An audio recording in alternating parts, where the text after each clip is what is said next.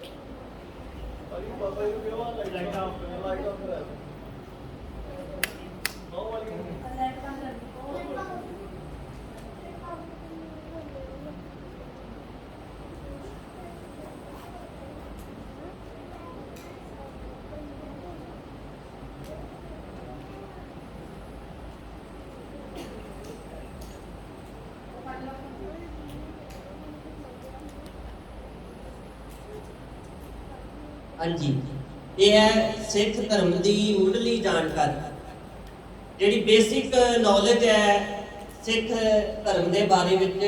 ਸੋ ਇਹਦੇ ਬਾਬਤ ਇਹ ਜਿਹੜੀ ਸਲਾਈਡਸ ਨੇ ਇਹਦੇ ਤੇ ਤਿਆਰ ਕੀਤੀਆਂ ਗਈਆਂ ਨੇ ਕਿ ਹਰੇਕ ਗੁਰਸਿੱਖ ਨੂੰ ਘੱਟੋ ਘੱਟ ਆਪਣੇ ਧਰਮ ਦੀ ਜਿਹੜੀ ਮੁੱਢਲੀ ਜਾਣਕਾਰੀ ਹੈ, ਬੇਸਿਕਸ ਹੈ, ਉਹਦਾ ਗਿਆਨ ਹੋਣਾ ਚਾਹੀਦਾ ਹੈ। ਸਾਨੂੰ ਕਿਧਰੇ ਕੋਈ ਪੁੱਛ ਲਵੇ 10 ਗੁਰੂਆਂ ਦੇ ਨਾਮ, 5 ਪਿਆਰਿਆਂ ਦੇ ਨਾਮ, 4 ਸਾਹਿਬਜ਼ਾਦਿਆਂ ਦੇ ਨਾਮ, ਇਹ ਬਿਲਕੁਲ ਬੇਸਿਕਸ ਹੈ।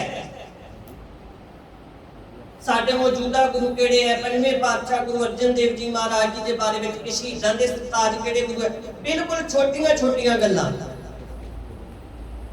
ਇਹ ਸਾਨੂੰ ਪਤਾ ਹੋਣੀਆਂ ਚਾਹੀਦੀਆਂ।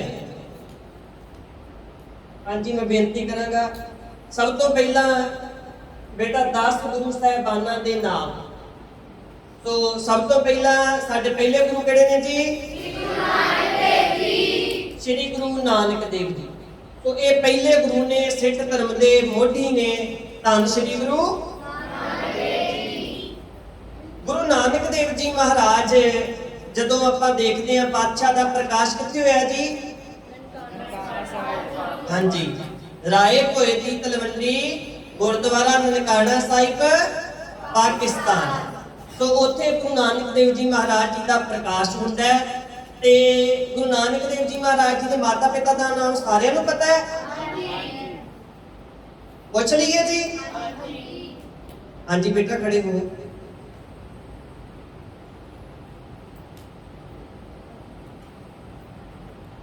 हाँ जी, गुरु नानक देव जी के पिता जी का नाम?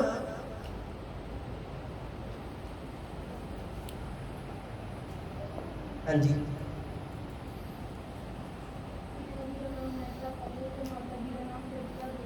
हाँ जी, गुरु नानक देव जी के पिता जी का नाम ते माता जी का नाम? हाँ जी, बैठो बेटा। तो इस करके सानू घट्टो घट बेटा मुढ़ला जिहड़ा ज्ञान है, देखो बाकी गुरु साहिबान, गुरु अंगद देव जी, गुरु अमरदास जी, गुरु रामदास जी, गुरु अर्जन देव जी, गुरु हरगोबिंद साहिब जी, गुरु हाराए साहिब जी, गुरु हरकृष्ण साहिब जी, गुरु तेग बहादुर साहिब जी, गुरु गोबिंद सिंह जी महाराज। सो ये सानू सारा जिहड़ा ज्ञान है घट्टो घट बेसिक्स जिहड़ियां है वो पता होणियां चाहीदियां। बहुत ज़्यादा डूंघाई दे विच आपां चलो उत्थे ये जिहड़ा डूंघा ज्ञान है ना सिख धर्म दा, ये सारियां दे कोलों नहीं हुंदा। जिन्हां ने बहुत ज़्यादा स्टडी कीती हुंदी है, बहुत ज़्यादा अध्ययन कीता हुंदा है इन्हां विषयां दे उपर, ਤਾਂ ਉਹਨਾਂ ਨੂੰ ਡੂੰਘਾ ਗਿਆਨ ਹੁੰਦਾ ਹੈ। ਪਰ ਮੁੱਢਲਾ ਗਿਆਨ ਹਰ ਗੁਰਸਿੱਖ ਨੂੰ ਹੋਣਾ ਜ਼ਰੂਰੀ ਹੈ। ਹਰ ਇੱਕ ਸਿੱਖ ਨੂੰ ਘੱਟੋ ਘੱਟ ਇਹ ਜਿਹੜੀਆਂ ਗੱਲਾਂ ਨੇ, ਗੁਰੂ ਨਾਨਕ ਦੇਵ ਜੀ ਮਹਾਰਾਜ, ਉਹਨਾਂ ਦੇ ਮਾਤਾ ਜੀ ਦਾ ਨਾਮ, ਉਹਨਾਂ ਦੇ ਪਿਤਾ ਜੀ ਦਾ ਨਾਮ, ਪ੍ਰਕਾਸ਼ ਗੁਰੂ ਨਾਨਕ ਸਾਹਿਬ ਦਾ ਕਿੱਥੇ ਹੋਇਆ ਹੈ, ਇਹ ਸਾਰੀਆਂ ਜਿਹੜੀਆਂ ਗੱਲਾਂ ਨੇ, ਇਹ ਗੁਰੂ ਨਾਨਕ ਦੇਵ ਜੀ ਦੀ ਭੈਣ ਦਾ ਨਾਮ ਸਾਰਿਆਂ ਨੂੰ ਪਤਾ ਹੈ ਜੀ? हाँ जी, खड़े होए। हाँ जी, की नाम है जी? हाँ जी, बैठो जी। सो ये गुरु नानक देव जी महाराज की भैन का नाम है बेबे नानकी जी। बेबे नानकी जी गुरु नानक देव जी महाराज जी तो 5 साल वड्डे ने। कितने साल? 5 साल वड्डे ने बेबे नानकी जी गुरु नानक देव जी महाराज जी को। हुण बेबे नानकी जी का जिहड़ा जन्म है वो हुंदा है नानके पिंड दे विच। ਨਾਨਕੇ ਪਿੰਡ ਦੇ ਵਿੱਚ ਜਨਮ ਹੋਣ ਕਰਕੇ ਨਾਮ ਰੱਖਿਆ ਜਾਂਦਾ ਹੈ ਨਾਨਕੀ। ਤੇ ਉਹਨਾਂ ਦੇ ਨਾਮ ਤੋਂ ਹੀ ਗੁਰੂ ਨਾਨਕ ਦੇਵ ਜੀ ਮਹਾਰਾਜ ਜੀ ਦਾ ਨਾਮ, ਕਿਉਂਕਿ ਪੁਰਾਤਨ ਸਮੇਂ ਦੇ ਅੰਦਰ ਭੈਣ ਭਰਾਵਾਂ ਦੇ ਨਾਮ ਜਿਹੜੇ ਸਨ ਉਹ ਰਲਦੇ ਮਿਲਦੇ ਰੱਖੇ ਜਾਂਦੇ ਸਨ।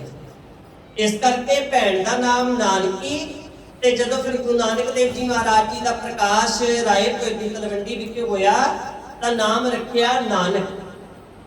ਇਸ ਕਰਕੇ ਸਾਨੂੰ ਇਹ ਗਿਆਨ ਹੋਣਾ ਘੱਟੋ ਘੱਟ ਚਾਹੀਦਾ, ਪਤਾ ਹੋਣਾ ਚਾਹੀਦਾ ਕਿ ਗੁਰੂ ਨਾਨਕ ਦੇਵ ਜੀ ਮਹਾਰਾਜ ਜੀ ਦੇ ਬਾਰੇ ਵਿੱਚ, ਕਿਉਂਕਿ ਸਿੱਖ ਧਰਮ ਦੇ ਮੋਢੀ ਨੇ ਤੇ ਉਹਨਾਂ ਦੇ ਬਹੁਤ ਸਾਰੇ ਜਿਹੜੇ ਦਿਹਾੜੇ ਨੇ ਗੁਰੂ ਨਾਨਕ ਦੇਵ ਜੀ ਮਹਾਰਾਜ ਜੀ ਦੇ ਨਾਲ ਸੰਬੰਧਿਤ ਮਨਾਏ ਜਾਂਦੇ ਨੇ। ਇਹ ਸਾਨੂੰ ਘੱਟੋ ਘੱਟ ਪਤਾ ਇੰਨਾ ਕੁ ਹੋਣਾ ਜ਼ਰੂਰੀ ਹੈ। ਉਸ ਤੋਂ ਬਾਅਦ ਦੂਸਰੇ ਗੁਰੂ ਨੇ ਸ੍ਰੀ ਗੁਰੂ ਹਾਂਜੀ ਗੁਰੂ ਅੰਗਦ ਦੇਵ ਜੀ ਮਹਾਰਾਜ। ਹੁਣ ਗੁਰੂ ਅੰਗਦ ਦੇਵ ਜੀ ਦਾ ਜਿਹੜਾ ਪ੍ਰਕਾਸ਼ ਹੈ ਉਹ ਮੱਤੇ ਦੀ ਸਰਾਂ ਦੇ ਵਿੱਚ ਹੁੰਦਾ ਹੈ।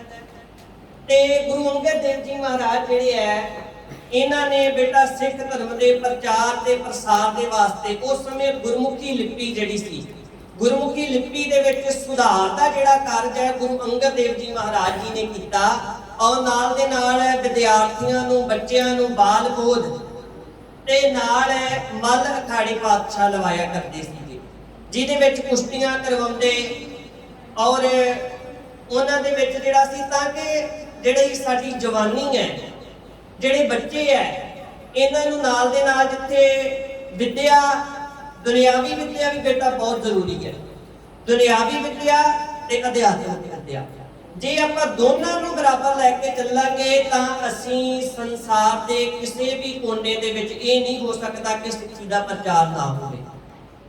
ਹਰ ਇੱਕ ਸੰਸਾਰ ਦੇ ਕੋਨੇ ਤੱਕ ਅਸੀਂ ਗੁਰਸਿੱਖੀ ਦਾ ਪ੍ਰਚਾਰ ਕਰਨ ਦੇ ਯੋਗ ਹੋ ਸਕਦੇ ਹਾਂ, ਪਰ ਉਹਦੇ ਵਾਸਤੇ ਦੋ ਕੰਮ ਕਰਨੇ ਪੈਣਗੇ। ਦੁਨਿਆਵੀ ਵਿਦਿਆ ਦੇ ਵਿੱਚ ਵੀ ਅਸੀਂ ਅੱਗੇ ਰਹੀਏ ਤੇ ਅਧਿਆਤਮਿਕ ਵਿਦਿਆ ਦੇ ਵਿੱਚ ਵੀ ਅਸੀਂ ਮੋਹਰੀ ਬਣ ਸਕੀਏ।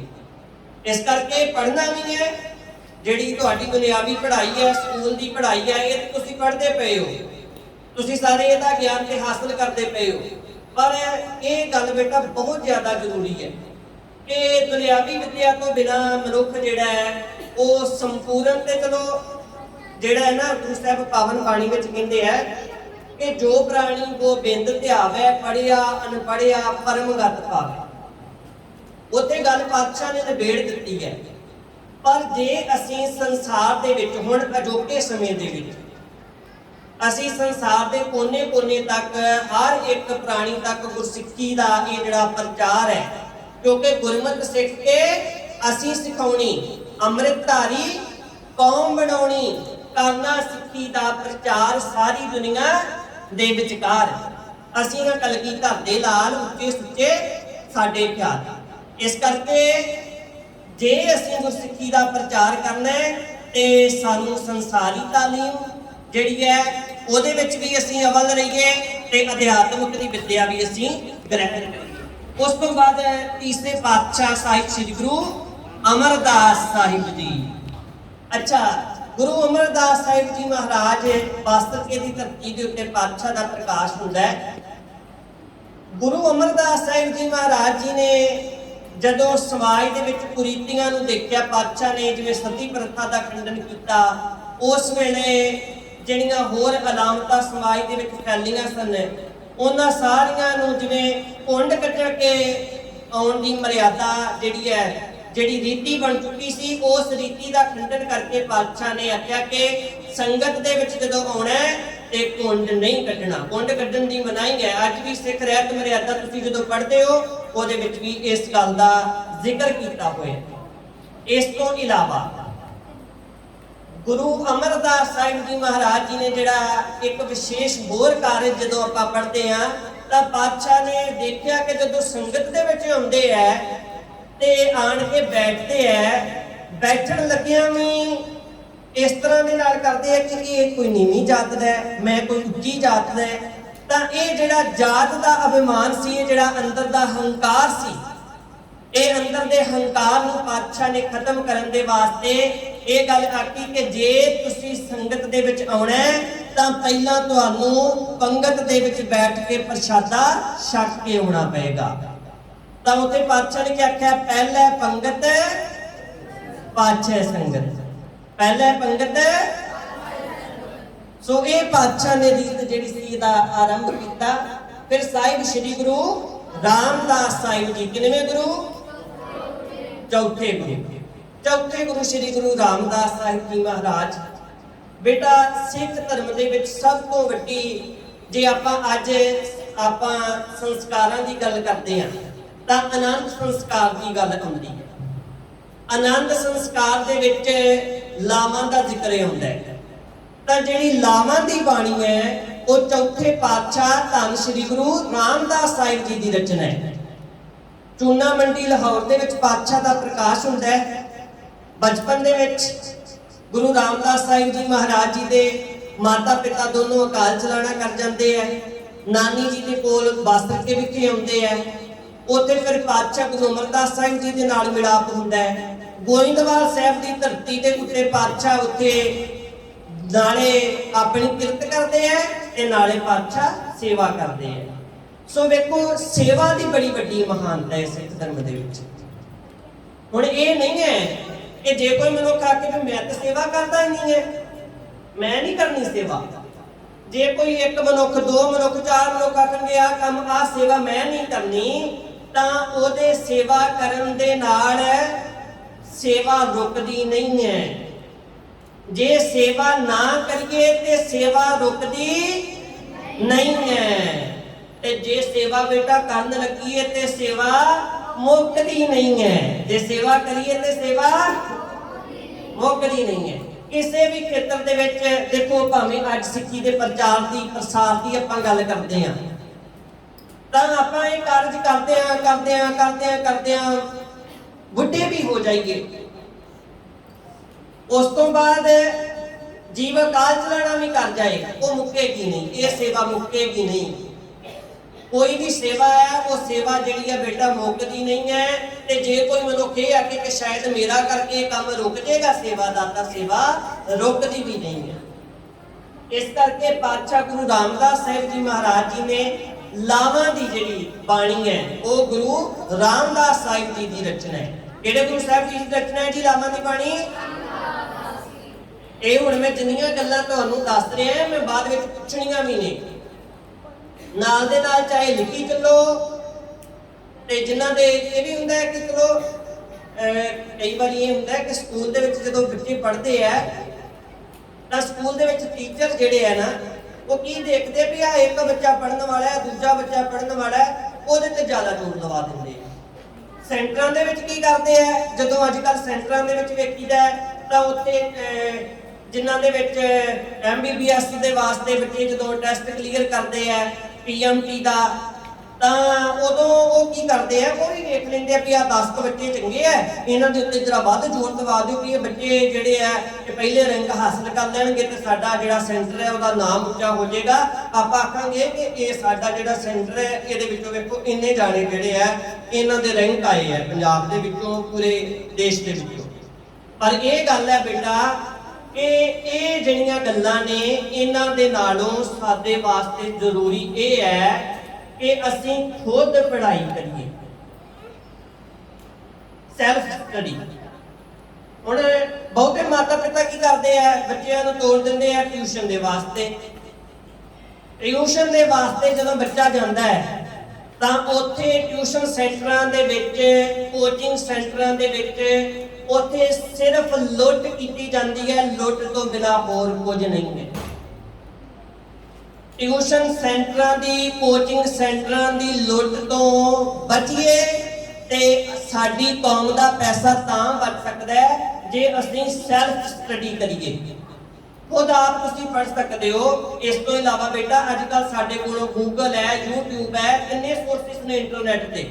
ਤਾਂ ਤੁਸੀਂ ਜਿੱਥੋਂ ਮਰਜ਼ੀ ਜਿਹੜੀ ਚੀਜ਼ ਦਾ ਤੁਹਾਨੂੰ ਨਹੀਂ ਪਤਾ ਲੱਗ ਰਿਹਾ YouTube ਤੋਂ ਸਰਚ ਕਰੋ, ਉਸੇ ਵੇਲੇ ਆ ਜਾਏਗਾ। ਤੁਸੀਂ ਗੂਗਲ ਤੋਂ ਸਰਚ ਕਰੋ, ਉਸੇ ਵੇਲੇ ਆ ਜਾਏਗਾ।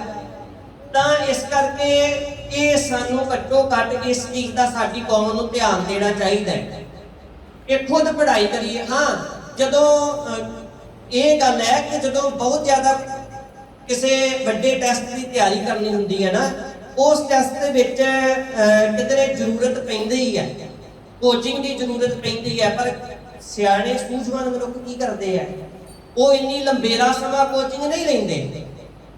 ਉਹ ਥੋੜਾ ਸਮਾਂ ਕੋਚਿੰਗ ਲੈ ਕੇ ਮਹੀਨਾ 2 ਮਹੀਨੇ ਜਿਹੜੇ ਉਹਨਾਂ ਦੇ ਪ੍ਰੋਬਲਮਸ ਨੇ ਜਿਹੜੇ ਉਹ ਆਪਣੀਆਂ ਉਹ ਮਹੀਨੇ 2 ਮਹੀਨੇ ਦੇ ਵਿੱਚ ਸੋਲਵ ਕਰਵਾ ਲੈਂਦੇ ਆ। ਤੇ ਕਈਆਂ ਦਾ ਇਹ ਵੀ ਵੇਖਿਆ ਕਿ ਸਾਲ 2-2 ਸਾਲ ਬੱਚੇ ਕੋਚਿੰਗ ਸੈਂਟਰਾਂ ਦੇ ਵਿੱਚ ਜਾਂਦੇ ਆ, ਉੱਥੇ ਮਾਤਾ ਪਿਤਾ ਕਹਿੰਦੇ ਆ ਕਿ ਸਾਡਾ ਬੱਚਾ ਤੇ ਚੰਡੀਗੜ੍ਹ ਪੜ੍ਹ ਰਿਹਾ, ਪਰ ਉੱਥੇ ਬੱਚਾ ਚੰਡੀਗੜ੍ਹ ਰਹਿ ਕੇ ਵੀ ਉਹ ਬੱਚਾ ਰੈਂਕ ਨਹੀਂ ਲੈ ਪਾਉਂਦਾ। ਇਸ ਕਰਕੇ ਇਹ ਸਾਨੂੰ ਬੇਟਾ ਇਸ ਗੱਲ ਦਾ ਧਿਆਨ ਦੇਣਾ ਚਾਹੀਦਾ ਹੈ ਕਿ ਸੈਲਫ ਸਟੱਡੀ ਕਰੀਏ।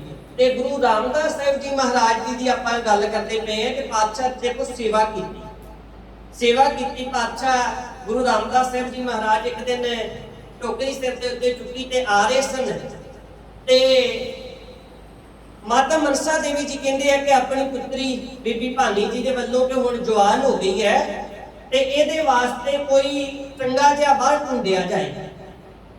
ਤਾਂ ਉਸ ਵੇਲੇ ਫਿਰ ਗੁਰੂ ਅਮਰਦਾਸ ਸਾਹਿਬ ਜੀ ਮਹਾਰਾਜ ਕਹਿੰਦੇ ਆ ਕਿ ਮਨਸਾ ਦੇਵੀ ਕੈਸਾ ਵਰ ਹੋਣਾ ਚਾਹੀਦਾ ਹੈ। ਤਾਂ ਮਾਤਾ ਮਨਸਾ ਦੇਵੀ ਜੀ ਕਹਿੰਦੇ ਨੇ ਗੁਰੂ ਰਾਮਦਾਸ ਸਾਹਿਬ ਜੀ ਮਹਾਰਾਜ ਉਧਰੋਂ ਸਿਰ ਦੇ ਉੱਤੇ ਟੋਕਰੀ ਚੁੱਕੀ ਹੁੰਦੇ ਪਏ ਸਨ, ਕਹਿੰਦੇ ਆ ਦੇਖ ਲਓ ਰਾਮਦਾਸ ਵਰਗਾ, ਇਹਦੇ ਵਰਗਾ ਹੋਣਾ ਚਾਹੀਦਾ ਹੈ।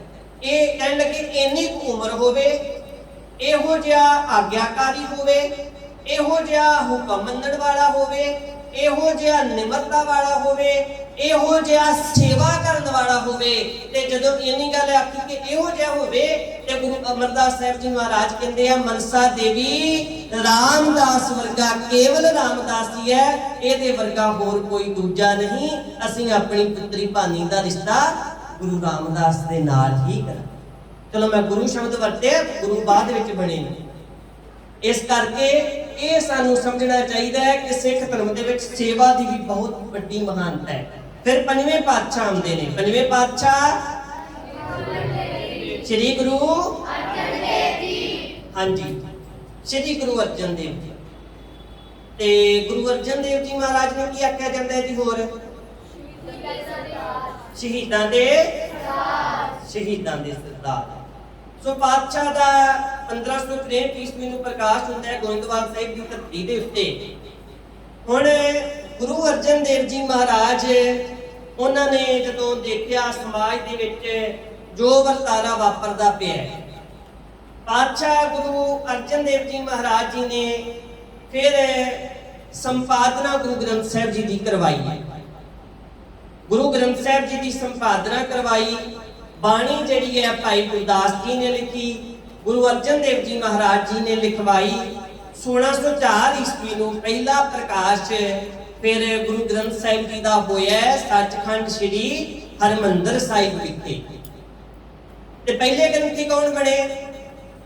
ਸ੍ਰੀ ਗੁਰੂ ਗ੍ਰੰਥ ਸਾਹਿਬ ਜੀ ਦੇ ਪਹਿਲੇ ਗ੍ਰੰਥੀ ਕੌਣ ਬਣੇ? ਹਾਂਜੀ, ਬਾਬਾ ਬੁੱਢਾ ਜੀ। ਤਾਂ ਬਾਬਾ ਬੁੱਢਾ ਜੀ ਪਹਿਲੇ ਗ੍ਰੰਥੀ ਬਣੇ ਨੇ। ਤੇ ਉਸ ਵੇਲੇ ਫਿਰ ਗੁਰੂ ਅਰਜਨ ਦੇਵ ਜੀ ਮਹਾਰਾਜ ਕਹਿੰਦੇ ਆ ਕਿ ਬੁੱਢਾ ਸਾਹਿਬ ਖੋਲੋ ਗ੍ਰੰਥ ਲਿਹੋ ਆਵਾਜ਼ ਸੁਣੇ ਸਭ ਪੰਥ। ਜਾਂ ਬੁੱਢਾ ਇਸ ਗ੍ਰੰਥ ਕੋ ਖੋਲਾ ਲੈ ਆਵਾਜ਼ ਬੁੱਢਾ ਮੁਖ ਬੋਲਾ। ਇਹ ਆਖਿਆ ਫਿਰ ਉਹਨਾਂ ਨੇ ਆਖਿਆ ਜਦੋਂ ਫਿਰ ਪੜਿਆ ਕਿ ਸੰਤਾਂ ਕੇ ਕਾਰਜ ਆਪ ਖਲੋਇਆ ਹਰ ਕੰਮ ਕਰਾਵਣ ਆਇਆ ਰਾ। ਤਾਂ ਫਿਰ ਗੁਰੂ ਅਰਜਨ ਦੇਵ ਜੀ ਮਹਾਰਾਜ ਜੀ ਨੂੰ ਸ਼ਹੀਦ, ਕਿਉਂਕਿ ਸ਼ਹਾਦਤ ਸਭ ਤੋਂ ਵੱਡੀ ਅਹਿਮ ਜਿਹੜੀ ਸਿੱਖ ਧਰਮ ਦੇ ਵਿੱਚ ਪਹਿਲੀ ਸ਼ਹਾਦਤ ਹੁੰਦੀ ਹੈ, ਇਹਦੇ ਤੋਂ ਬਿਨਾਂ ਆਪਾਂ ਅੱਗੇ ਨਹੀਂ ਚੱਲ ਸਕਦੇ। ਗੁਰੂ ਅਰਜਨ ਦੇਵ ਜੀ ਮਹਾਰਾਜ ਦੀ ਸ਼ਹਾਦਤ ਹੁੰਦੀ ਹੈ। ਸੋ ਪਹਿਲੇ ਸ਼ਹੀਦ ਗੁਰੂ ਅਰਜਨ ਦੇਵ ਜੀ ਮਹਾਰਾਜ ਜੀ ਨੇ ਜਿਹੜੇ ਸ਼ਹੀਦਾਂ ਦੇ ਸਰਤਾਜ ਤਾਂ ਕਰਕੇ ਆਖਿਆ ਜਾਂਦਾ ਹੈ ਕਿ ਜਦੋਂ ਇਬਰਾਹਿਮ ਦੇ ਸਾਹਮਣੇ ਅੱਗ ਆਈ, ਅੱਗ ਨੇ ਆਪਣਾ ਸੁਭਾਅ ਬਦਲਿਆ। ਉਹ ਅੱਗ ਦੇ ਜਿਹੜੇ ਭੱਖਦੇ ਗਿਆਸ ਸਨ ਉਹ ਫੁੱਲਾਂ ਦੇ ਵਿੱਚ ਤਬਦੀਲ ਹੋ ਗਏ। ਜਦੋਂ ਪ੍ਰਹਿਲਾਦ ਦੇ ਸਾਹਮਣੇ ਅੱਗ ਆਈ, ਅੱਗ ਨੇ ਆਪਣਾ ਸੁਭਾਅ ਬਦਲ ਦਿੱਤਾ। ਪਰ ਜਿੱਥੇ ਨਾ ਅੱਗ ਨੇ ਆਪਣਾ ਸੁਭਾਅ ਬਦਲਿਆ ਤੇ ਨਾ ਗੁਰੂ ਅਰਜਨ ਦੇਵ ਜੀ ਮਹਾਰਾਜ ਜੀ ਨੇ ਆਪਣਾ ਸੁਭਾਅ ਬਦਲਿਆ, ਉਹ ਤਾਂ ਕਰਕੇ ਸ਼ਹੀਦਾਂ ਦੇ ਸਰਤਾਜ। ਉੱਥੇ ਅੱਗ ਨੇ ਵੀ ਸੁਭਾਅ ਨਹੀਂ ਬਦਲਿਆ ਤੇ ਪਾਤਸ਼ਾਹ ਨੇ ਵੀ ਆਪਣਾ ਸੁਭਾਅ ਨਹੀਂ ਬਦਲਿਆ। ਪਾਤਸ਼ਾਹ ਦਾ ਵੀ ਉਹੀ ਅੰਦਰ ਠੰਡਾ ਰਿਹਾ ਜਿਹੜਾ ਸੱਚਖੰਡ ਸ੍ਰੀ ਹਰਿਮੰਦਰ ਸਾਹਿਬ ਵਿਖੇ ਬਾਣੀ ਪੜ੍ਹਦਾ ਸੀ, ਜਿਹੜਾ ਆਖਦਾ ਸੀ ਤਪਤ ਮਾਹੇ ਠਾਢ ਵਰਤਾਈ ਅਨੰਦ ਭਇਆ ਦੁਖ ਨਾਠੇ ਭਾਈ। ਉਹੀ ਅੰਦਰ ਠੰਡਾ ਹੈ ਪਾਤਸ਼ਾਹ ਦਾ। इस करके गुरु अर्जन देव जी महाराज जी ਨੂੰ ਲਾਹੌਰ ਵਿਖੇ ਤੱਤੀ ਤਵੀ ਦੇ ਉੱਤੇ ਬਿਠਾ ਕੇ ਸੀਸ ਦੇ ਵਿੱਚ ਗਰਮ ਰੇਤਾ ਪਾ ਕੇ ਪਾਤਸ਼ਾਹ ਦੇ ਉੱਤੇ ਦੋਸ਼ ਇਹ ਲਾਇਆ ਗਿਆ ਕਿ ਤੁਸੀਂ ਖੁਸਰੋ ਦੀ ਮਦਦ ਕੀਤੀ ਹੈ। ਇਸ ਤੋਂ ਇਲਾਵਾ ਜਹਾਂਗੀਰ ਨੇ ਤੁਜ਼ਕੇ ਜਹਾਂਗੀਰੀ ਦੇ ਵਿੱਚ ਜ਼ਿਕਰ ਕੀਤਾ ਹੈ, ਕਿਉਂਕਿ ਉਹ ਪਾਤਸ਼ਾਹ ਇਹ ਗੁਰੂ ਘਰ ਦੇ ਨਾਲ ਸਮੇਂ ਦੀਆਂ ਹਕੂਮਤਾਂ ਬੈਨ ਲੈਂਦੀਆਂ ਰਹੀਆਂ ਨੇ। ਉਹ ਇੱਥੋਂ ਤੱਕ ਲਿਖਦਾ ਹੈ ਕਿ ਬਿਆਸਾ ਦੇ ਕੰਢੇ ਦੇ ਉੱਤੇ ਅਰਜਨ ਨਾਮੀ ਫਕੀਰ ਆਪਣਾ ਇੱਕ ਕੂੜ ਦਾ ਡੇਰਾ ਚਲਾਉਂਦਾ ਹੈ, ਤਾਂ ਉਹਨੇ ਕੂੜ ਦੀ ਦੁਕਾਨ ਲਿਖਿਆ ਗੁਰੂ ਘਰ ਦਾ। ਤੇ ਮੇਰਾ ਜੀ ਕਰਦਾ ਬੜੇ ਸਮੇਂ ਤੋਂ ਇਹ ਜਿਹੜੀ ਕੂੜ ਦੀ ਚੱਲਦੀ ਹੋਈ ਦੁਕਾਨ ਹੈ ਇਹਨੂੰ ਬੰਦ ਕਰ ਦੇ। ਤਾਂ ਪਾਤਸ਼ਾਹ ਗੁਰੂ ਅਰਜਨ ਦੇਵ ਜੀ ਮਹਾਰਾਜ ਜੀ ਦੀ ਸ਼ਹਾਦਤ ਜਦੋਂ ਹੁੰਦੀ ਹੈ, ਇੱਕ ਤੇ ਖੁਸਰੋ ਦੀ ਮਦਦ ਦਾ ਦੋਸ਼ ਲਗਾਇਆ ਗਿਆ, ਦੂਸਰਾ ਪਾਤਸ਼ਾਹ ਗੁਰੂ ਅਰਜਨ ਦੇਵ ਜੀ ਮਹਾਰਾਜ ਜੀ ਦੀ ਜਦੋਂ ਸ਼ਹਾਦਤ ਹੁੰਦੀ ਹੈ ਤਾਂ ਇਹ ਉਹਨਾਂ ਦੇ ਉੱਤੇ ਦੋਸ਼ ਲਗਾਇਆ ਜਾਂਦਾ ਹੈ ਕਿ ਤੁਸੀਂ ਇੱਕ ਚੰਦੂ ਦੀ ਧੀ ਦੇ ਰਿਸ਼ਤੇ ਦਾ ਇਨਕਾਰ, ਤੇ ਇਹ ਵੀ ਆਖਿਆ ਜਾਂਦਾ ਹੈ ਕਿ ਤੁਸੀਂ ਇਹ ਜਿਹੜਾ ਗ੍ਰੰਥ ਲਿਖਿਆ ਹੈ ਗੁਰੂ ਗ੍ਰੰਥ ਸਾਹਿਬ ਜੀ ਮਹਾਰਾਜ ਜੀ ਦੇ ਵੱਲੋਂ ਕਿ ਇਹਦੇ ਵਿੱਚ ਮੁਸਲਿਮ ਧਰਮ ਦੀ ਤੌਹੀਨ ਕੀਤੀ ਗਈ ਹੈ, ਤੇ ਅਸੀਂ ਚਾਹੁੰਦੇ ਹਾਂ ਕਿ ਤੁਸੀਂ ਸਾਡੀ ਮਰਜ਼ੀ ਦੇ ਇਹਦੇ ਵਿੱਚ ਕੁਝ ਸ਼ਬਦ ਸ਼ਾਮਲ ਕਰ ਦਿਓ। ਤੇ ਬਾਦਸ਼ਾਹ ਨੇ ਆਖਿਆ ਨਹੀਂ, ਐਸਾ ਨਹੀਂ ਕਰ ਸਕਦਾ। ਇਸ ਕਰਕੇ ਸਾਨੂੰ ਇਸ ਗੱਲ ਦਾ ਮਾਣ ਹੋਣਾ ਚਾਹੀਦਾ ਹੈ ਕਿ ਸਾਡੇ ਬਾਦਸ਼ਾਹ ਧੰਨ ਸ੍ਰੀ ਗੁਰੂ ਅਰਜਨ ਦੇਵ ਜੀ ਮਹਾਰਾਜ ਤੱਤੀ ਤਵੀ ਦੇ ਉੱਤੇ ਤੇ ਬੈਠ ਗਏ, ਪਰ ਉਹਨਾਂ ਨੇ ਇਸ ਗ੍ਰੰਥ ਦੇ ਵਿੱਚ ਮਿਲਾਵਟ ਨਹੀਂ ਹੋਣ ਦਿੱਤੀ। ਇਹ ਬੇਟਾ ਇੱਕ ਦਿਨ ਦਾ ਤਸੀਹਾ ਨਹੀਂ, 5 ਦਿਨਾਂ ਦੇ ਤਸੀਹੇ ਗੁਰੂ ਅਰਜਨ ਦੇਵ ਜੀ ਮਹਾਰਾਜ ਜੀ ਨੂੰ ਦਿੱਤੇ ਗਏ। ਜਦੋਂ ਲਾਹੌਰ ਦੇ ਵਿੱਚ ਪਾਤਸ਼ਾਹ ਤੱਤੀ ਤਵੀ ਤੇ ਬਿਠਾਇਆ ਗਿਆ, ਸੀਸ ਦੇ ਵਿੱਚ ਗਰਮ ਰੇਤਾ ਪਾਈ ਗਈ, ਉਪਰੰਤ ਉਬਲਦੀ ਹੋਈ ਦੇਗ ਦੇ ਵਿੱਚ ਪਾਤਸ਼ਾਹ ਨੂੰ ਉਬਾਲਿਆ ਗਿਆ, ਦੇਖਿਆ ਅਜੇ ਵੀ ਅੰਦਰ ਠੰਡਾ ਹੈ, ਅਜੇ ਵੀ ਕੋਈ ਤਬਦੀਲੀ ਨਹੀਂ ਹੈ। ਫਿਰ ਉਹ ਰਾਵੀ ਦੇ ਸਪੁਰਦ ਪਾਤਸ਼ਾਹ ਨੂੰ ਕੀਤਾ ਗਿਆ, ਰਾਵੀ ਦੇ ਉੱਤੇ ਲੈ ਕੇ ਗਏ ਤੇ ਫਿਰ ਪਾਤਸ਼ਾਹ ਗੁਰੂ ਅਰਜਨ ਦੇਵ ਜੀ ਮਹਾਰਾਜ ਉੱਥੇ ਫਿਰ ਰਾਵੀ ਦੇ ਜਲ ਦੇ ਨਾਲ ਪਾਤਸ਼ਾਹ ਨੇ ਜਦੋਂ ਇਸ਼ਨਾਨ ਕਰਵਾਇਆ ਤੇ ਕੀਲੇ ਕਰਨ ਭਾਈ ਪਰਾਗਾ ਜੀ ਨੇ ਧੋਤੇ। ਉੱਥੇ ਫਿਰ ਬੇਟਾ ਜਿਉਂ ਜਲ ਮਹਿ ਜਲ ਆਏ ਠਿਕਾਨਾ ਤਿਉਂ ਜੋਤੀ ਸੰਗ ਜੋਤ ਸਮਾਨਾ। ਪਾਤਸ਼ਾਹ ਗੁਰੂ ਅਰਜਨ ਦੇਵ ਜੀ ਮਹਾਰਾਜ ਸ਼ਹਾਦਤ ਦਾ ਜਾਮ ਪ੍ਰਾਪਤ ਕਰ ਗਏ, ਪਰ ਅਖੀਰਲੇ ਸ਼ਬਦ ਆਖ ਗਏ, ਕਹਿਣ ਲੱਗੇ ਤੁਸੀਂ ਮੇਰੀ ਆਵਾਜ਼ ਨੂੰ ਦਬਾਉਣਾ ਚਾਹੁੰਦੇ ਹੋ, ਇਹ ਹੋ ਨਹੀਂ ਸਕਦਾ। मेरी सदा को दबाना तो मुमकिन है, मगर बदलते वक्त की रफ्तार कौन रोकेगा। फशीले आतशाह आहन बहुत बुलंद सही, मगर हयात की ललकार कौन रोकेगा। मेरे ख्यालों की परवाज रोकने वालों, मेरे हर गोबिंद की तलवार कौन रोकेगा। बादशाह ने आख्या पुत्र 2 किरपाना पहननियां ने, 2 किरपाना पहनाइयां गईयां। फिर छेवें पातशाह धन श्री गुरु हरगोबिंद साहिब जी महाराज जी शहादत तो पहला गुरता गद्दी दे गए पुत्र को, ते गुरु हरगोबिंद साहिब जी महाराज फिर जदों गुरता गद्दी के ऊपर सुभाएमान हुए, बाबा बुड्ढा साहिब जी ने 2 किरपाना पहनाइयां। तो किहड़ियां 2 किरपाना ने पता है जी सारियां नूं?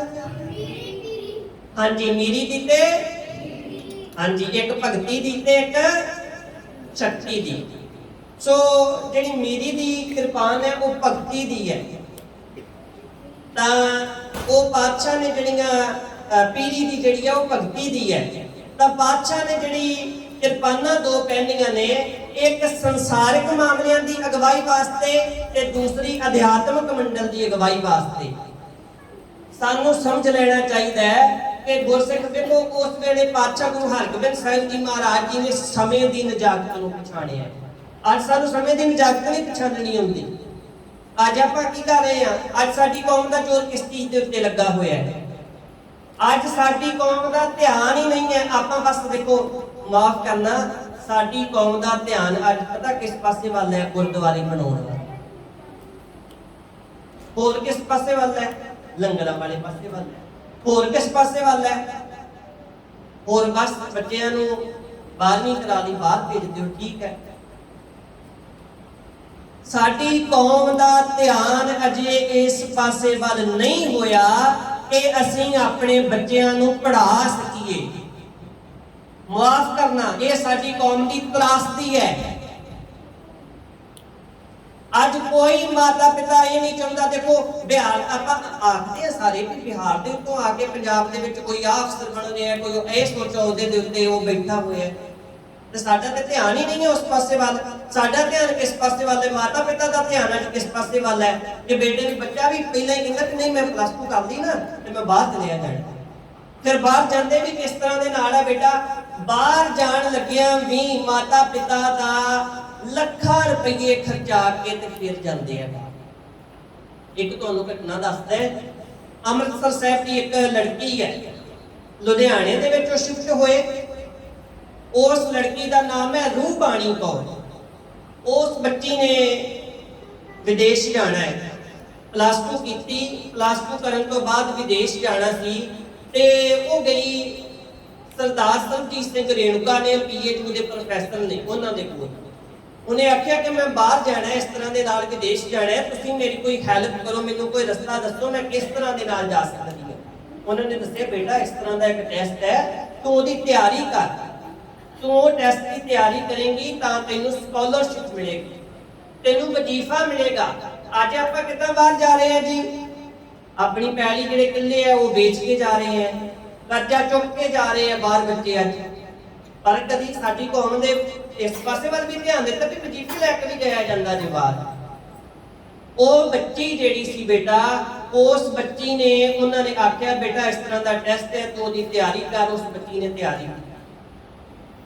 ਉਸ ਬੱਚੀ ਨੇ ਜਦੋਂ ਉਸ ਟੈਸਟ ਦੀ ਤਿਆਰੀ ਕੀਤੀ, ਉਸ ਤੋਂ ਬਾਅਦ ਉਹਨੂੰ ਯੂਨੀਵਰਸਿਟੀ ਆਫ ਟੋਰਾਂਟੋ ਤੋਂ ਮੈਸੇਜ ਆਇਆ ਉਸ ਬੱਚੀ ਨੂੰ ਕਿ ਤੁਹਾਡਾ 60 ਲੱਖ ਰੁਪਏ ਦਾ ਵਜ਼ੀਫਾ ਲੱਗਾ। 60 ਲੱਖ ਰੁਪਏ ਦਾ ਵਜ਼ੀਫਾ ਉਸ ਬੱਚੀ ਦਾ ਲੱਗਾ। ਹੁਣ ਯੂਨੀਵਰਸਿਟੀ ਆਫ ਟੋਰਾਂਟੋ ਦੇ ਵਿੱਚ ਫੀਸ ਬਹੁਤ ਜ਼ਿਆਦਾ ਸੀ।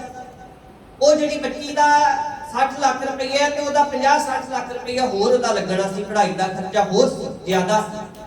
ਉਸ ਤੋਂ ਬਾਅਦ ਉਹ ਕਹਿੰਦੇ ਵੀ ਉਹ ਲੜਕੀ ਜਦੋਂ ਦਾ ਟੈਸਟ ਉਦੋਂ ਉਹਦੀ ਇੰਟਰਵਿਊ ਹੋਈ ਤੇ ਇੰਟਰਵਿਊ ਤੋਂ ਬਾਅਦ ਉਹਨੂੰ ਦੱਸਤਾ ਕਿ ਤੁਹਾਡਾ ਵਜ਼ੀਫਾ ਲੱਗ ਗਿਆ, ਹੁਣ ਤੁਸੀਂ ਆ ਸਕਦੇ ਹੋ। ਤੇ ਨਾਲੇ ਯੂਨੀਵਰਸਿਟੀ ਵੀ ਚੰਗੀ ਜਿੱਥੇ ਉਹਨੂੰ, ਕਿਉਂਕਿ ਯੂਨੀਵਰਸਿਟੀ ਆਫ ਟੋਰਾਂਟੋ ਦੇ ਵਿੱਚ ਹਾਰੀ ਸਾਰੀ ਇਹ ਨਹੀਂ ਕਿ ਸਾਰਿਆਂ ਨੂੰ ਉੱਥੇ ਦਾਖਲਾ ਮਿਲ ਜਾਂਦਾ ਹੈ, ਉਹਦੇ ਵਾਸਤੇ ਬੱਚਾ ਚਾਹੀਦਾ ਇੰਟੈਲੀਜੈਂਟ, ਰੋਸ਼ਨ ਦਿਮਾਗ ਹੋਣਾ ਚਾਹੀਦਾ ਹੈ। ਤੇ ਉਹ ਜਿਹੜੀ ਬੱਚੀ ਹੈ, ਉਹ ਬੱਚੀ ਫੇਰ ਉਹਨਾਂ ਦੇ ਕੋਲੋਂ ਚਲੀ ਗਈ। ਕਹਿੰਦੇ ਜਦੋਂ ਫੇਰ ਆਈ ਮੇਰੇ ਕੋਲੋਂ ਤੇ ਮੈਂ ਆਖਿਆ ਬੇਟਾ ਤੇਰੇ ਚਿਹਰੇ ਦੇ ਉੱਤੇ ਤੇ ਹੁਣ ਰੌਣਕ ਹੋਣੀ ਚਾਹੀਦੀ, ਖੁਸ਼ੀ ਹੋਣੀ ਚਾਹੀਦੀ ਸੀ, ਤੂੰ ਤੇ ਫੇਰ ਮੂੰਹ ਉਸੇ ਤਰ੍ਹਾਂ ਦਾ ਬਣਾਇਆ ਹੋਇਆ ਭੱਜਾ ਜਿਹਾ, ਤੇ ਗੱਲ ਕੀ ਹੈ? ਕਹਿੰਦੇ ਉਹ ਬੱਚੀ ਮੈਨੂੰ ਆਖਣ ਲੱਗੀ ਕਿ ਮੇਰੇ ਮਾਤਾ ਪਿਤਾ ਜਿਹੜੇ ਹੈ, ਇਸ ਪੜ੍ਹਾਈ ਦਾ ਖਰਚਾ ਬਹੁਤ ਜ਼ਿਆਦਾ ਹੈ ਤੇ ਮੇਰੇ ਮਾਤਾ ਪਿਤਾ ਇੰਨਾ ਖਰਚਾ ਜਿਹੜਾ ਹੈ ਉਹ ਨਹੀਂ ਭਰ ਸਕਦੇ। ਹੁਣ ਮੈਨੂੰ ਤੁਸੀਂ ਹੋਰ ਕੋਈ ਰਾਹ ਦੱਸੋ ਕਿ ਮੈਂ ਕੀ ਕਰਾਂ? ਹਾਂਜੀ ਬੇਟਾ ਗੱਲਾਂ ਨਹੀਂ ਕਰਨੀਆਂ। ਉਹ ਕਹਿੰਦੇ ਹੋਰ ਕੋਈ ਰਾਹ ਦੱਸੋ ਕਿ ਮੈਂ ਹੁਣ ਕੀ ਕਰਾਂ? ਉਹ ਕਹਿੰਦੇ ਵੀ ਇਸ ਤਰ੍ਹਾਂ ਦੇ ਨਾਲ ਹੈ। ਮੈਂ ਉਹਨੂੰ ਆਖਿਆ ਕਿ ਬੇਟਾ ਤੂੰ ਨਾ ਇੱਕ ਲੈਟਰ ਲਿਖ, ਇੱਕ ਚਿੱਠੀ ਲਿਖ ਉਸ ਯੂਨੀਵਰਸਿਟੀ ਨੂੰ, ਉਹਦੇ ਵਿੱਚ ਤੂੰ ਇਸ ਚੀਜ਼ ਦਾ ਜ਼ਿਕਰ ਕਰ ਕਿ ਇਸ ਤਰ੍ਹਾਂ ਦੇ ਨਾਲ ਮੇਰੇ ਘਰ ਦੇ ਹਾਲਾਤ ਹੈ, ਆ ਮੈਨੂੰ ਮੁਸ਼ਕਿਲ ਹੈ ਤੇ ਮੈਂ ਇੰਨਾ ਜਿਹੜਾ ਖਰਚਾ ਹੈ ਉਹ ਨਹੀਂ ਭਰ ਸਕਦਾ, ਕਿਰਪਾ ਕਰਕੇ ਤੁਸੀਂ ਮੇਰੀ ਕੋਈ ਹੈਲਪ ਕਰੋ, ਮੈਨੂੰ ਕੋਈ ਜਿਹੜੀ ਹੈ ਕੋਈ ਛੋਟ ਦਿਓ, ਕੋਈ ਕਨਸੈਸ਼ਨ ਦਿਓ ਇਹਦੇ ਵਿੱਚ ਕਿ ਮੈਂ ਕਿਸ ਤਰ੍ਹਾਂ ਦੇ ਨਾਲ ਇਹ ਖਰਚਾ ਕਰਾਂਗਾ। ਉਸ ਬੱਚੀ ਨੇ ਦੁਬਾਰਾ ਚਿੱਠੀ ਲਿਖ ਕੇ ਯੂਨੀਵਰਸਿਟੀ ਆਫ ਟੋਰਾਂਟੋ ਨੂੰ ਭੇਜੀ ਤੇ ਤੁਸੀਂ ਹੈਰਾਨ ਹੋਗੇ, ਉਸ ਬੱਚੀ ਨੂੰ ਉੱਥੋਂ ਜਵਾਬ ਮਿਲਿਆ ਜਿਹੜਾ 60 ਲੱਖ ਰੁਪਏ ਦਾ ਉਸ ਬੱਚੀ ਨੂੰ ਵਜ਼ੀਫਾ ਮਿਲਣਾ ਸੀ, ਉਹਦਾ ਜਵਾਬ ਆਇਆ ਤੁਹਾਡੇ ਵਜ਼ੀਫੇ ਦੀ ਰਕਮ ਵਧਾ ਕੇ 1 ਕਰੋੜ 7 ਲੱਖ ਰੁਪਇਆ ਕਰ ਦਿੱਤੀ ਗਈ ਹੈ। ਇਹ ਹੈ ਬੇਟਾ ਸਾਡੀ ਕੌਮ ਬੜਾ ਕੁਝ ਕਰ ਸਕਦੇ ਆ, ਆਪਾਂ ਪੜ੍ਹ ਸਕਦੇ ਆ।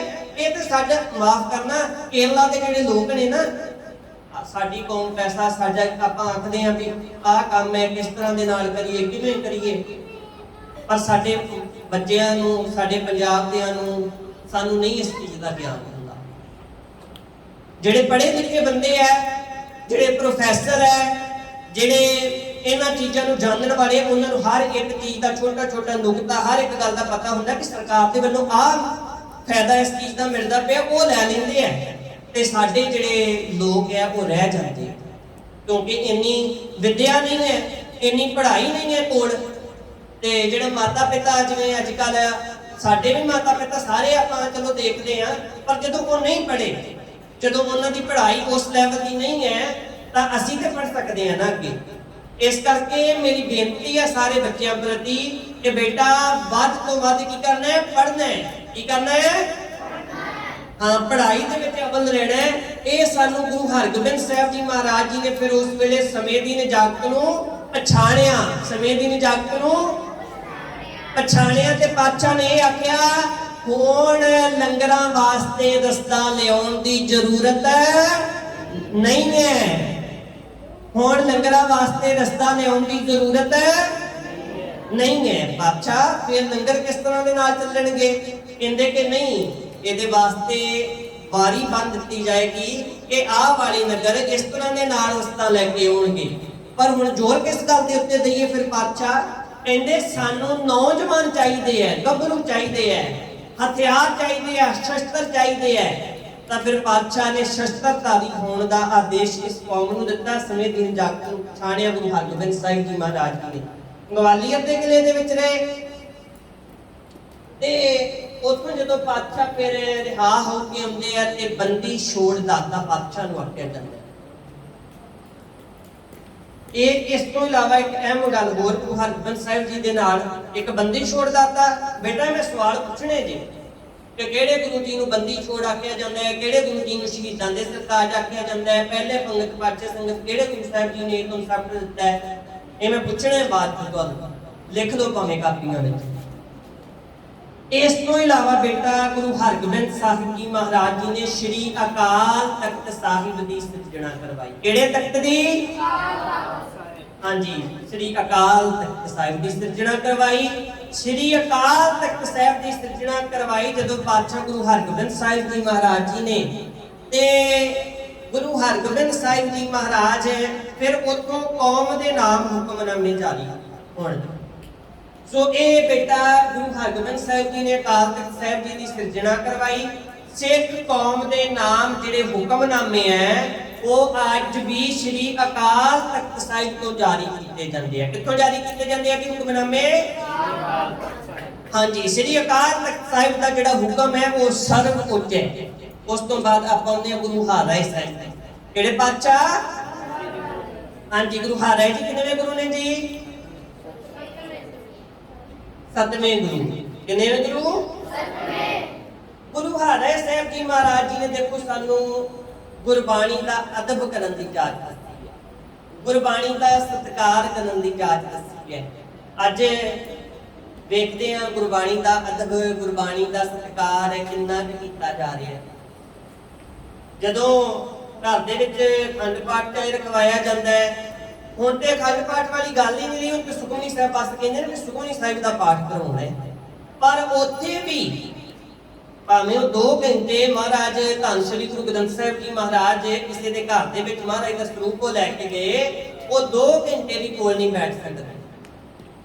ਕੋਈ ਇੱਕ ਜੀ ਵੀ ਨਹੀਂ ਕੋਲ ਬੈਠ ਸਕਦਾ, ਬਸ ਬਾਹਰ ਗੱਲਾਂ ਕੀਤੀਆਂ ਤੇ ਗੁਰੂ ਗ੍ਰੰਥ ਸਾਹਿਬ ਜੀ ਮਹਾਰਾਜ ਜਾਗਤ ਜੋਤ ਆਪਾਂ ਮੰਨਦੇ ਆ, ਇਹ ਸਾਡੇ ਮੌਜੂਦਾ ਗੁਰੂ ਨੇ, ਪਰ ਆਪਾਂ ਸਤਿਕਾਰ ਕਿੰਨਾ ਕੁ ਕਰਦੇ ਆ ਫਿਰ ਮੌਜੂਦਾ ਗੁਰੂ ਜੀ ਦਾ?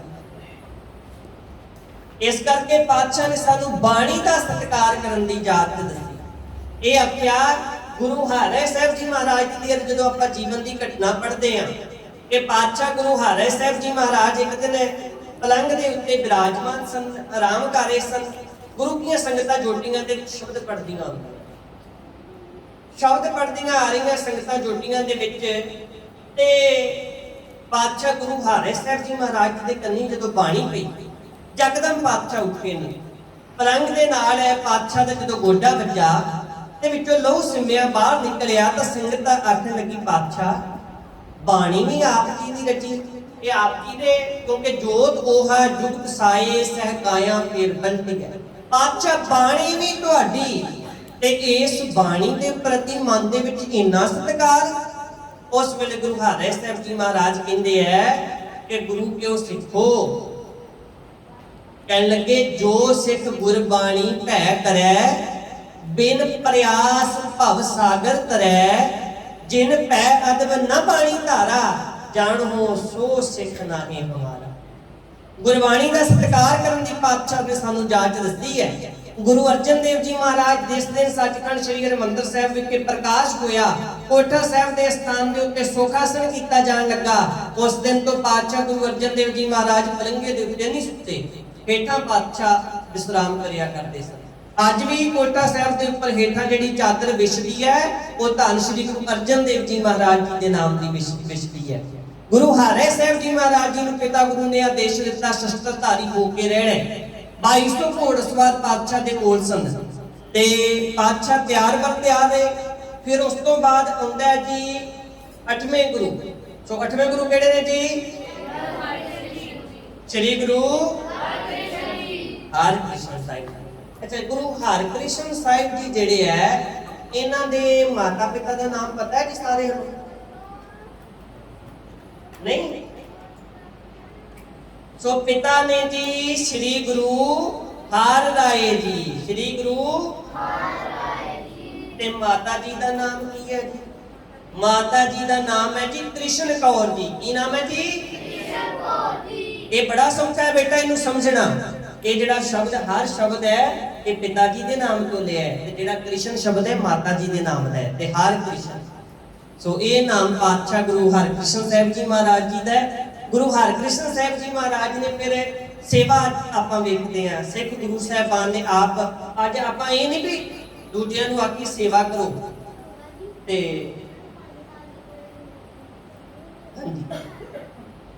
ਤੇ ਜਦੋਂ ਆਪਾਂ ਦੇਖਦੇ ਹਾਂ ਪਾਤਸ਼ਾਹ ਗੁਰੂ ਹਰਿਕ੍ਰਿਸ਼ਨ ਸਾਹਿਬ ਜੀ ਮਹਾਰਾਜ ਜੀ, ਅੱਛਾ ਬਾਲਾ ਪ੍ਰੀਤਮ ਆਖਿਆ ਜਾਂਦਾ ਹੈ। ਕੀ ਆਖਿਆ ਜਾਂਦਾ ਜੀ? ਬਾਲਾ ਪ੍ਰੀਤਮ। ਬਾਲਾ ਪ੍ਰੀਤਮ ਕਿਉਂ ਆਖਿਆ ਜਾਂਦਾ ਹੈ?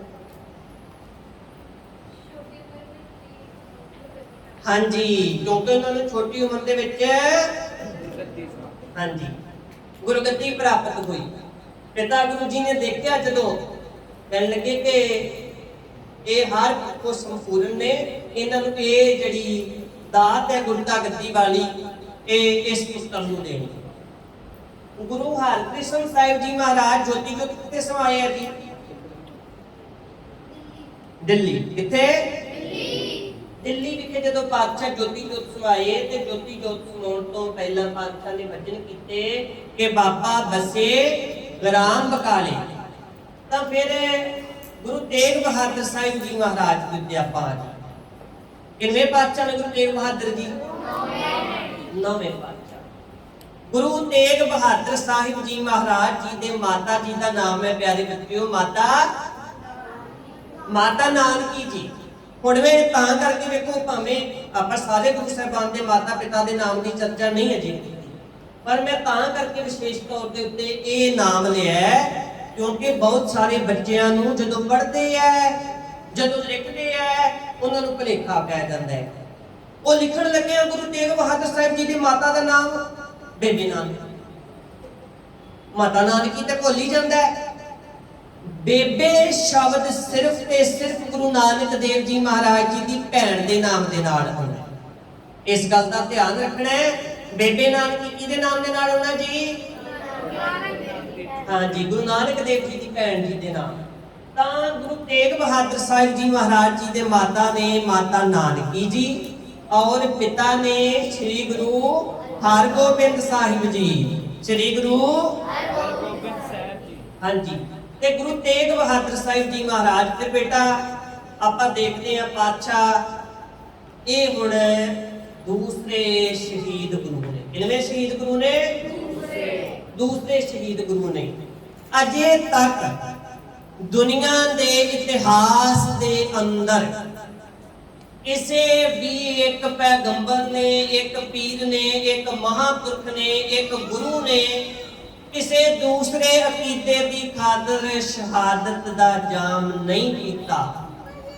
ਕੇਵਲ ਤੇ ਕੇਵਲ ਸਾਨੂੰ ਮਾਣ ਹੋਣਾ ਚਾਹੀਦਾ ਹੈ ਕਿ ਸਾਡੇ ਪਾਤਸ਼ਾਹ ਗੁਰੂ ਤੇਗ ਬਹਾਦਰ ਸਾਹਿਬ ਜੀ ਮਹਾਰਾਜ ਉਹ ਅਕੀਦਾ ਜਿਹਦੇ ਵਿੱਚ ਉਹਨਾਂ ਦਾ ਵਿਸ਼ਵਾਸ ਨਹੀਂ ਸੀ, ਪਰ ਪਾਤਸ਼ਾਹ ਕਹਿੰਦੇ ਨੇ ਕਿ ਇਹ ਜਿਹੜਾ ਕਿਉਂਕਿ ਭੈ ਕਾਹੂ ਕੋ ਦੇਤ ਨਹਿ ਭੈ ਮਾਨ ਧਿਆਨ।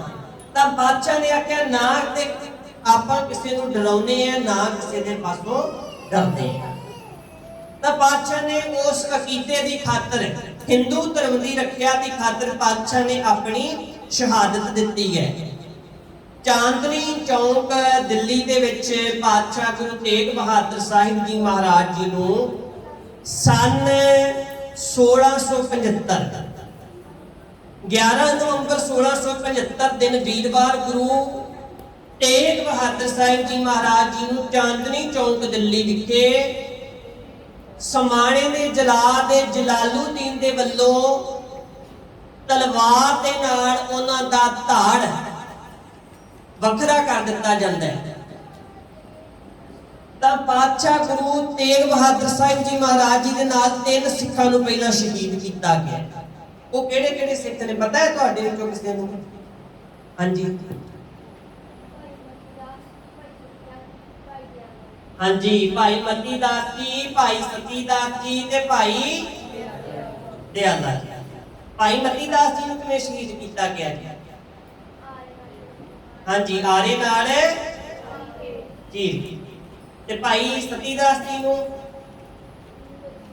हाँ जी, दों दी पंड दे विच उन्हां नूं लपेट के जिउंदे जी अग लगा के शहीद कर दिता गया। भाई दयाला जी किवें शहीद होए ने?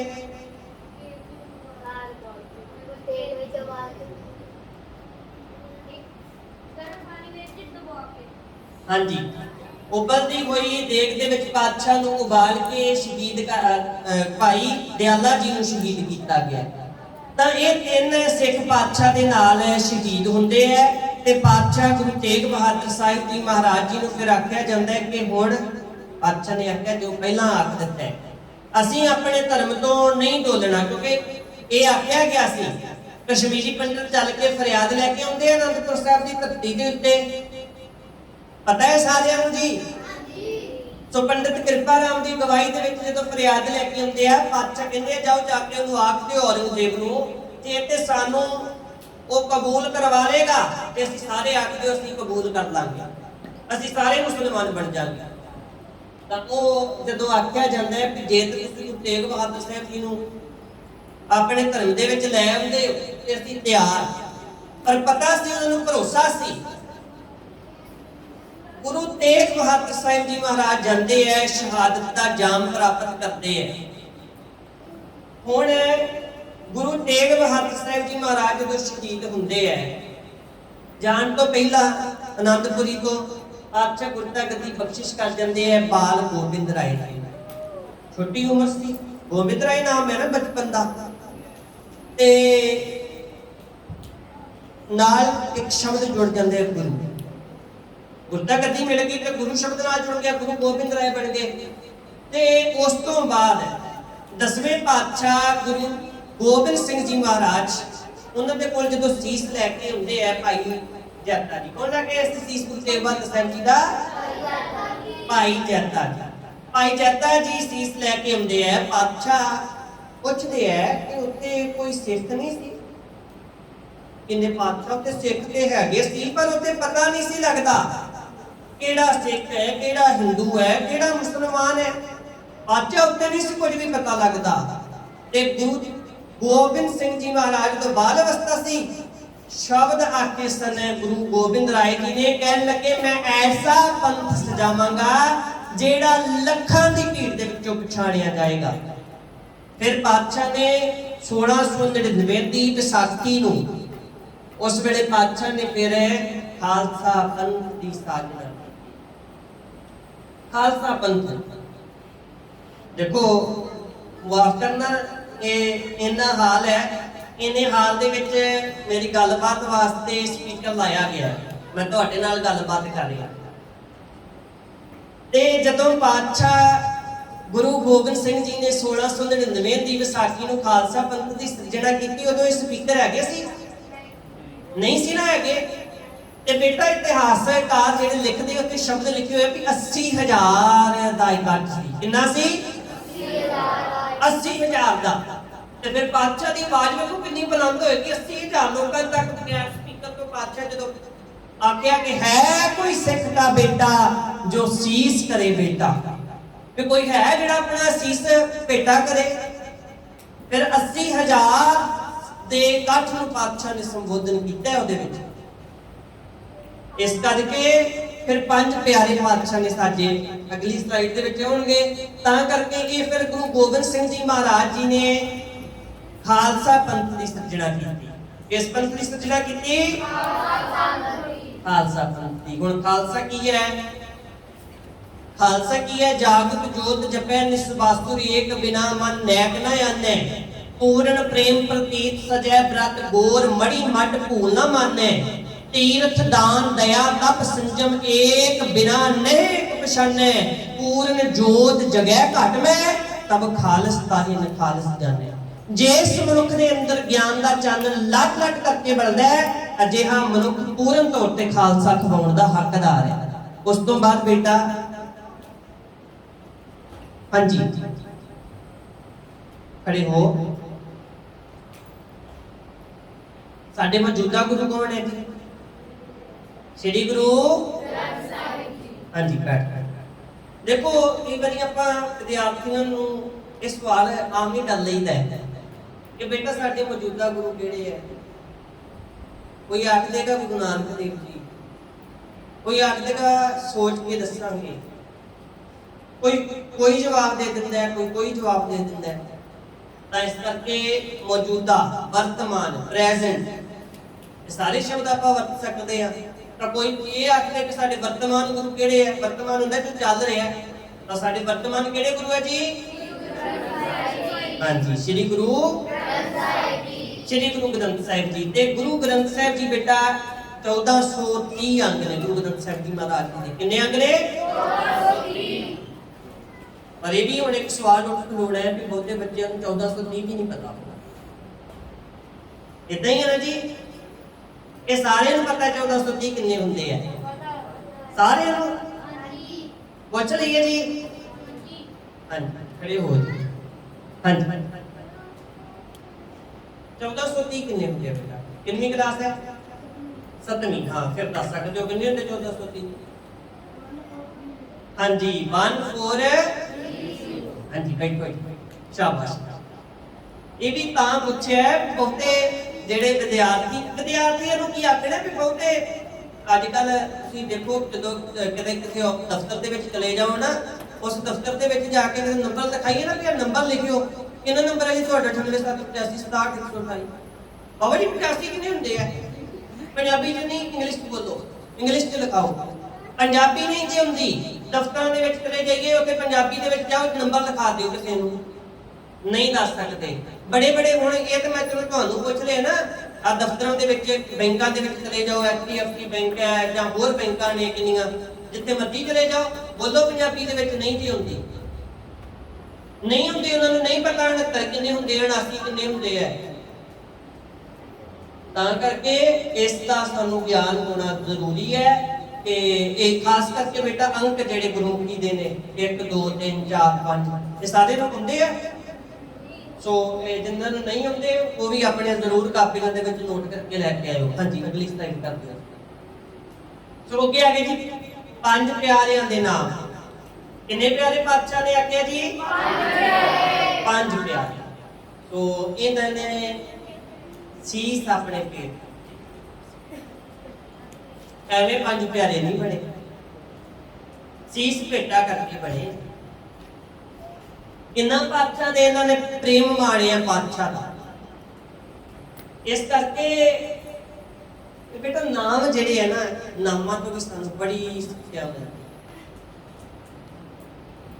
अज किसी को हाल पूछ लीए की हाल है ठीक है, ਇਹਦਾ मतलब की है कि नहीं अंदर चढ़ती कला नहीं। जब किसी सिख को पूछ लीए चढ़ती कला की मुड़ के घड़ी को थोड़ा टाइम पक हाल कुछ नहीं। कहने का मतलब ये है कि साडे बोलां दे विच रह गई है, साडी करनी दे विच नहीं। वो भी ते समा सी बेटा जदों सिख उखड़ भाणे जंगलां बेलियां दे विच रहिंदे घोड़ियां दीयां काठियां दे उत्ते उन्हां दे घर ना पक्के ना एसी किदां गुजारा करदे सी।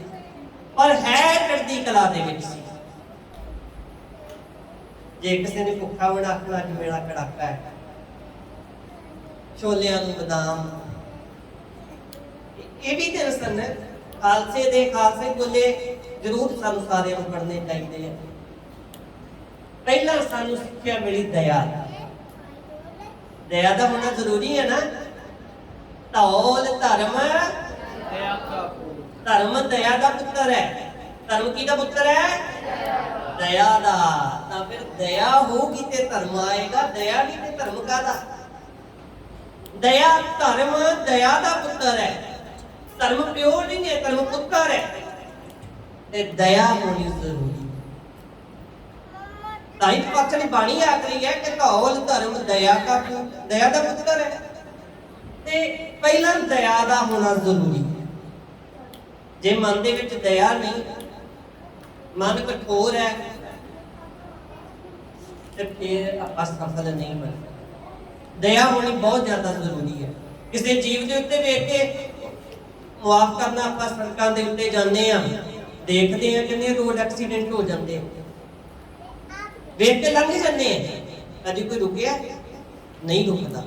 ਬਹੁਤ ਘੱਟ ਵੇਲੇ ਗੁਰਮੁਖ ਰੁਕਦੇ ਆ, ਪਰ ਕੋਈ ਰੁਕਦਾ ਨਹੀਂ ਹੈ। ਪਰ ਇਹ ਸੋਚੋ, ਮੁਆਫ ਕਰਨਾ ਇਹ ਸੋਚੋ, ਜੇ ਕਿਤੇ ਅਸੀਂ ਕਿਤੇ ਜਾ ਰਹੀਏ, ਇਹ ਤਾਂ ਕੋਈ ਪਤਾ ਨਹੀਂ। ਰੋਡ ਦੇ ਉੱਤੇ ਵੇਖੋ, ਭਾਵੇਂ ਕਿਸੇ ਦਾ ਕੋਈ ਕਸੂਰ ਹੈ, ਕੋਈ ਨਹੀਂ ਵੀ। ਕਈ ਵਾਰੀ ਹੁਣ ਜਾਂਦੇ ਆ, ਮੰਨ ਲਓ ਕੋਈ ਆਪਣੀ ਚਲਾ ਠੀਕ ਰਿਹਾ, ਕੋਈ ਕਾਰ ਤੇ ਜਾ ਰਿਹਾ, ਕੋਈ ਮੋਟਰਸਾਈਕਲ ਤੇ ਜਾ ਰਿਹਾ, ਠੀਕ ਚਲਾ ਰਿਹਾ ਹੈ, ਤੇ ਕੋਈ ਪਿੱਛੋਂ ਲਿਹਾੜੀ ਉਹਦੇ ਵਿੱਚ ਮਾਰ ਦੇਵੇ ਤਾਂ ਉਹਦਾ ਤਾਂ ਕੋਈ ਕਸੂਰ ਨਹੀਂ। ਪਰ ਜੇ ਕੋਈ ਇਹਨੂੰ ਚੁੱਕੇ ਨਾ, ਉਹ ਉੱਥੇ ਵਿੜਕਦਾ ਰਹੇ ਘੰਟਾ ਡੇਢ ਘੰਟਾ, ਉਹਦਾ ਖੂਨ ਜਿਹੜਾ ਸਾਰਾ ਵਹਿ ਜਾਏ, ਉੱਥੇ ਮਰ ਜਾਏ, ਫਿਰ ਉਹ ਤਾਂ ਦੁੱਖ ਲੱਗੇਗਾ ਨਾ। ਜੇ ਸਾਡਾ ਆਪਣੇ ਕੋਈ ਪਰਿਵਾਰ ਦਾ ਸਾਡਾ ਕੋਈ ਨਿੱਜੀ ਜੀ ਹੋਏ ਤੇ ਜਦੋਂ ਆਪਾਂ ਕਿਸੇ ਦੇ ਨੂੰ ਵੇਖਦੇ ਆ, ਆਪਾਂ ਕਦੀ ਇਹ ਨਹੀਂ ਆਖਿਆ ਵੀ ਆਪਾਂ ਇੰਨਾ ਹੀ ਹਿੱਲਾ ਕਰ ਲਈਏ, ਕੋਈ ਐਂਬੂਲੈਂਸ ਦਾ ਕੋਈ ਸਾਧਨ ਹੈ, ਕੋਈ ਕੁਝ ਨਾ ਕੁਝ ਕਾਲ ਕਰ ਲਈਏ, ਅੱਜ ਤੇ ਨੰਬਰ ਅਵੇਲੇਬਲ ਹੈ, ਸਭ ਕੁਝ ਸਾਡੇ ਕੋਲ ਹੈ, ਵੇਖ ਕੇ ਲੰਘ ਜਾਂਦੇ ਆ। ਤਾਂ ਇਦਾਂ ਸਾਨੂੰ ਕਰਨਾ ਚਾਹੀਦਾ ਕਿ ਨਹੀਂ ਕਰਨਾ ਚਾਹੀਦਾ? ਨਹੀਂ ਕਰਨਾ ਚਾਹੀਦਾ। ਸਾਨੂੰ ਗੁਰੂ ਸਾਹਿਬ ਨੇ ਦਇਆ ਸਿਖਾਈ ਹੈ। ਪਹਿਲਾ ਗੁਰ ਸਿੱਖ ਦੇ ਵਿੱਚ ਦਇਆ ਦਾ ਹੋਣਾ ਚਾਹੀਦਾ। ਇਦਾਂ ਪੰਜਾਂ ਪਿਆਰਿਆਂ ਦੇ ਨਾਮ ਜਿਹੜੇ ਆ ਉਹ ਯਾਦ ਕਰਨੇ ਤੁਹਾਨੂੰ ਸੌਖੇ ਆ, ਕੰਠ ਕਰਨੇ। ਉਸ ਤੋਂ ਬਾਅਦ ਧਰਮ ਤੋਂ ਬਾਅਦ ਕਿਹੜਾ ਜੀ? ਦੂਸਰੇ ਨੰਬਰ ਤੇ ਦਇਆ ਤੋਂ ਧਰਮ। ਪਹਿਲਾ ਹੈ ਦਇਆ। ਦਇਆ ਦਾ ਜਿਹੜਾ ਧਰਮ ਹੈ ਉਹ ਦਇਆ ਦਾ ਪੁੱਤਰ ਹੈ। ਸੋ ਪਹਿਲਾਂ ਦਇਆ ਆਈ, ਉਸ ਤੋਂ ਬਾਅਦ ਧਰਮ। ਹੁਣ ਦਇਆ ਇਸਤਰੀ ਲਿੰਗ ਸ਼ਬਦ ਹੈ, ਤਾਂ ਮਾਂ ਸ਼ਬਦ ਲਾ ਲਈਏ ਕਿ ਦਇਆ ਮਾਂ ਹੈ ਤੇ ਧਰਮ ਪੁੱਤਰ ਹੈ। ਹੁਣ ਧਰਮ ਜਿਹੜਾ ਬੇਟਾ ਇਹ ਧਰੀ ਸ਼ਬਦ ਤੋਂ ਬਣਿਆ, ਜਿਹਦਾ ਅਰਥ ਹੈ ਧਾਰਨ ਕਰਨਾ। ਆਪਣੇ ਅੰਦਰ ਚੰਗੇ ਗੁਣ, ਚੰਗੇ ਇਖਲਾਕ ਕਰਨੇ। ਧਰਮੇ ਤੇ ਕੱਟੜਤਾ ਥੋੜੀ ਸਿਖਾਉਂਦਾ ਹੈ। ਧਰਮ ਸਿਖਾਉਂਦਾ ਹੈ ਕਿ ਕਿਸ ਤਰ੍ਹਾਂ ਦੇ ਨਾਲ ਤੂੰ ਨੇਕ ਮਨੁੱਖ ਬਣਨਾ ਹੈ, ਸਮਾਜ ਦੇ ਵਿੱਚ ਕਿਸ ਤਰ੍ਹਾਂ ਦੇ ਨਾਲ ਵਰਤਣਾ ਹੈ।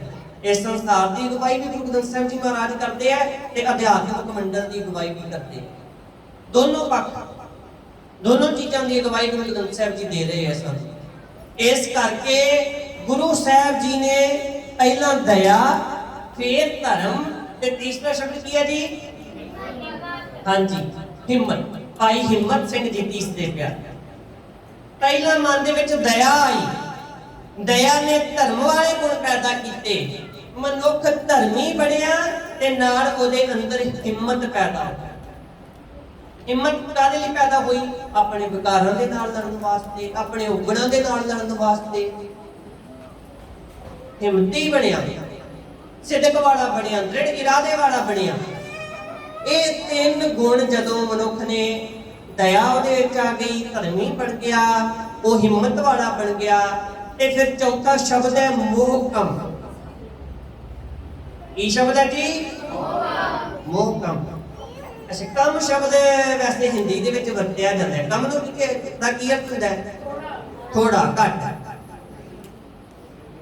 ਮੋਹ ਜਿਹੜਾ ਹੈ, ਮੋਹ ਦਾ ਘੱਟ ਜਾਣਾ ਤੇ ਪ੍ਰੇਮ ਦਾ ਵੱਧ ਜਾਣਾ। ਹੁਣ ਸਿੱਖ ਨੇ ਮੋਹ ਦੀਆਂ ਕੰਧਾਂ ਦੇ ਵਿੱਚ ਨਹੀਂ ਬੱਝਾ ਰਹਿਣਾ, ਇਸ ਮੋਹ ਨੂੰ ਪ੍ਰੇਮ ਦੇ ਵਿੱਚ ਬਦਲਣਾ ਹੈ। ਮੋਹ ਕੀ ਹੈ? ਜਦੋਂ ਆਪਣੇ ਪਰਿਵਾਰ ਤੱਕ ਸੀਮਤ ਹੈ, ਜਦੋਂ ਆਪਣੇ ਨਿੱਜ ਤੱਕ ਸੀਮਤ ਹੈ, ਆਪਣੇ ਘਰ ਤੱਕ ਸੀਮਤ ਹੈ, ਤਾਂ ਉਹ ਮੋਹ ਹੈ। ਇਸ ਗੱਲ ਤੋਂ ਦੇਖੋ, ਆਪਾਂ ਜਦੋਂ ਗੱਲ ਕਰਦੇ ਆਂ ਵੀ ਕਿਵੇਂ ਦਾ ਸਿੱਖ ਦਾ ਵਰਤਾਰਾ ਹੋਣਾ ਚਾਹੀਦਾ, ਤੇ ਬਹੁਤ ਸਾਰੇ ਬੇਟਾ ਜਦੋਂ ਬੱਚਾ 10ਵੀਂ ਕਰ ਲੈਂਦਾ, 12ਵੀਂ ਕਰ ਲੈਂਦਾ, 12ਵੀਂ ਤੋਂ ਬਾਅਦ ਬੜੀਆਂ ਸਕੀਮਾਂ ਨੇ ਸਰਕਾਰ ਦੀਆਂ। ਉਹਨਾਂ ਸਕੀਮਾਂ ਦੇ ਨਾਲ ਇੱਥੋਂ ਤੱਕ ਵੀ ਕਹਿੰਦੇ ਵੀ ਇੱਕ ਸਕੀਮ ਐਸੀ ਵੀ ਹੈ ਕਿ ਉਹ ਜਿਹੜੀ ਬੱਚੇ ਦੀ ਪੜ੍ਹਾਈ ਹੈ ਨਾ, ਉਹਦੇ ਵਾਸਤੇ ਜਿਹੜਾ ਖਰਚਾ ਹੈ 25 ਲੱਖ ਦਾ ਸ਼ਾਇਦ ਦੱਸਦੇ ਪਏ ਸੀ ਡਾਕਟਰ ਰੇਣੂਕਾ ਜੀ ਕਿ ਕਹਿੰਦੇ ਕਿ 25 ਲੱਖ ਦਾ ਤਕਰੀਬਨ ਉਦੋਂ ਲੋਨ ਮਿਲਦਾ ਹੈ, ਕਰਜ਼ਾ ਮਿਲਦਾ ਹੈ। ਉਹ 25 ਲੱਖ ਦੇ ਕਰਜ਼ੇ ਨੂੰ ਵਿਆਜ ਕੋਈ ਨਹੀਂ ਪੈਂਦਾ, ਬੈਂਕ ਤੋਂ ਮਿਲਦਾ ਹੈ, ਉਹਨੂੰ ਵਿਆਜ ਕੋਈ ਨਹੀਂ ਪੈਂਦਾ, ਉਹਦੇ ਚੋਂ 5 ਲੱਖ ਮਾਫ ਹੋ ਜਾਂਦਾ ਹੈ। ਤੇ ਵੇਖੋ ਇਹ ਸਕੀਮ ਦਾ ਮਾਤਾ ਪਿਤਾ ਅੱਜ ਕੱਲ੍ਹ ਬੱਚਿਆਂ ਨੂੰ ਕਿਉਂਕਿ ਤਾਂ ਹੀ ਤੇ ਅੱਗੇ ਤੱਕ ਪੜ੍ਹਾ ਸਕਦੇ, ਕਿਉਂਕਿ ਕਈ ਮਾਤਾ ਪਿਤਾ ਕਹਿੰਦੇ ਕਿ ਸਾਡੇ ਕੋਲ ਇੰਨੇ ਪੈਸੇ ਹੈ ਨਹੀਂ ਹੈਗੇ ਬੱਚੇ ਨੂੰ ਪੜ੍ਹਾਉਣ ਦੇ ਵਾਸਤੇ, ਪਰ ਸਰਕਾਰ ਦੀਆਂ ਸਕੀਮਾਂ ਐਸੀਆਂ ਹੈਗੀਆਂ ਨੇ ਜਿਨ੍ਹਾਂ ਦਾ ਸਾਨੂੰ ਨਹੀਂ ਪਤਾ। ਤਾਂ ਕਰਕੇ ਉਹ ਮੋਹ ਕੰਮ ਤੋਂ ਮੈਂ ਗੱਲ ਕਰ ਰਿਹਾ ਵੀ ਉਹ ਕੀ ਹੈ, ਕਈ ਬੰਦੇ ਇਦਾਂ ਦੇ ਆ ਮੁਆਫ ਕਰਨਾ ਉਹਨਾਂ ਨੂੰ ਬੜਾ ਕੁਛ ਪਤਾ ਹੁੰਦਾ, ਬੜੀਆਂ ਸਕੀਮਾਂ ਦਾ ਬੜਾ ਕੁਝ ਪਤਾ ਹੈ, ਭਾਵੇਂ ਸੰਸਾਰੀ ਤੌਰ ਤੇ ਉੱਤੇ ਕਿਉਂਕਿ ਆਪਾਂ ਸੰਸਾਰ ਦੇ ਵਿੱਚ ਸਮਾਜ ਦੇ ਵਿੱਚ ਵਿਚਰਦੇ ਆ, ਬੜਾ ਕੁਝ ਉਹਨਾਂ ਨੂੰ ਪਤਾ ਹੈ। ਪਰ ਬੜਾ ਕੁਝ ਪਤਾ ਹੋਣ ਦੇ ਬਾਵਜੂਦ ਵੀ ਉਹ ਦੂਜੇ ਨੂੰ ਦੱਸਣਾ ਨਹੀਂ ਚਾਹੁੰਦੇ, ਦੂਜੇ ਨੂੰ ਦੱਸਣਾ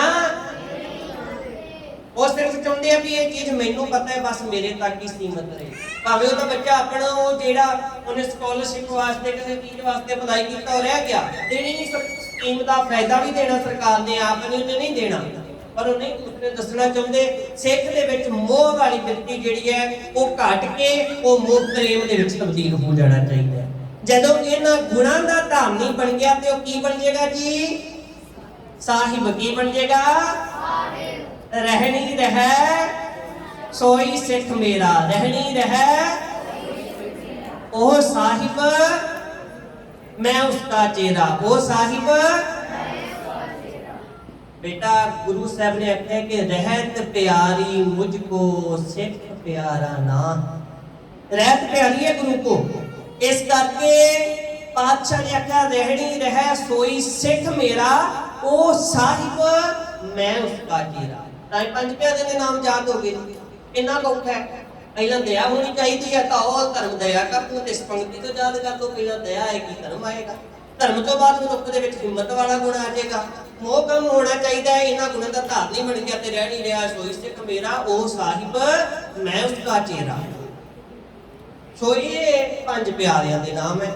ਇਸ ਕਰਕੇ ਇਹ ਪੰਜਾਂ ਪਿਆਰਿਆਂ ਦੇ ਨਾਮ, 10 ਗੁਰੂ ਸਾਹਿਬਾਨਾਂ ਦੇ ਨਾਮ ਇਹ ਕੰਠ ਹੋਣੇ ਜ਼ਰੂਰੀ ਹੈ। ਹੁਣ ਕੋਈ ਮੁਸ਼ਕਲ ਤੇ ਨਹੀਂ ਹੈ ਕੰਠ ਕਰਨ ਦੇ ਵਿੱਚ ਨਾਮ, ਠੀਕ ਹੈ, ਸਮਾਂ ਹੋ ਗਿਆ ਜੀ। ਸੋ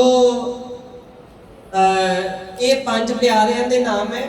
ਤਾਂ ਜਦੋਂ ਪੰਜ ਪਿਆਰਿਆਂ ਦੇ ਨਾਮ ਤੁਸੀਂ ਬੇਟਾ ਕੰਠ ਕਰ ਲੋਗੇ, 10 ਗੁਰੂ ਸਾਹਿਬਾਨਾਂ ਦੇ ਨਾਮ ਕੰਠ ਕਰ ਲੋਗੇ, ਤਾਂ ਬੜਾ ਕੁਝ ਤੁਹਾਨੂੰ ਆਪਣਾ ਧਰਮ ਦਾ ਮੁੱਢਲਾ ਗਿਆਨ ਜਿਹੜਾ ਹੈ ਇਹਦੇ ਤੋਂ ਤੁਹਾਨੂੰ ਪ੍ਰਾਪਤ ਹੋਏਗਾ। ਘੱਟੋ ਘੱਟ ਕੋਈ ਪੁੱਛ ਲਏ ਤੁਸੀਂ ਦੱਸਣ ਦੇ ਯੋਗ ਤੇ ਹੋਣੇ ਚਾਹੀਦੇ ਪੰਜਾਂ ਪਿਆਰਿਆਂ ਦੇ ਨਾਮ। ਇਹ ਬੜਾ ਸੌਖਾ ਹੈ ਤੇ ਜਿਹੜਾ ਤੁਹਾਨੂੰ ਤਰੀਕਾ ਦੱਸਿਆ, ਜਿਹੜਾ ਤੁਹਾਨੂੰ ਮੈਥਡ ਦੱਸਿਆ, ਤੁਸੀਂ ਉਸ ਤਰੀਕੇ ਨੂੰ ਅਪਣਾ ਕੇ ਬੜੇ ਸੁਖਾਲੇ ਢੰਗ ਦੇ ਨਾਲ ਇਹ ਕੰਠ ਕਰ ਸਕਦੇ ਹੋ। ਹਾਂਜੀ ਅੱਗੇ ਕਰਦੇ ਹਾਂ। 4 ਸਾਹਿਬਜ਼ਾਦਿਆਂ ਦੇ ਨਾਮ, 4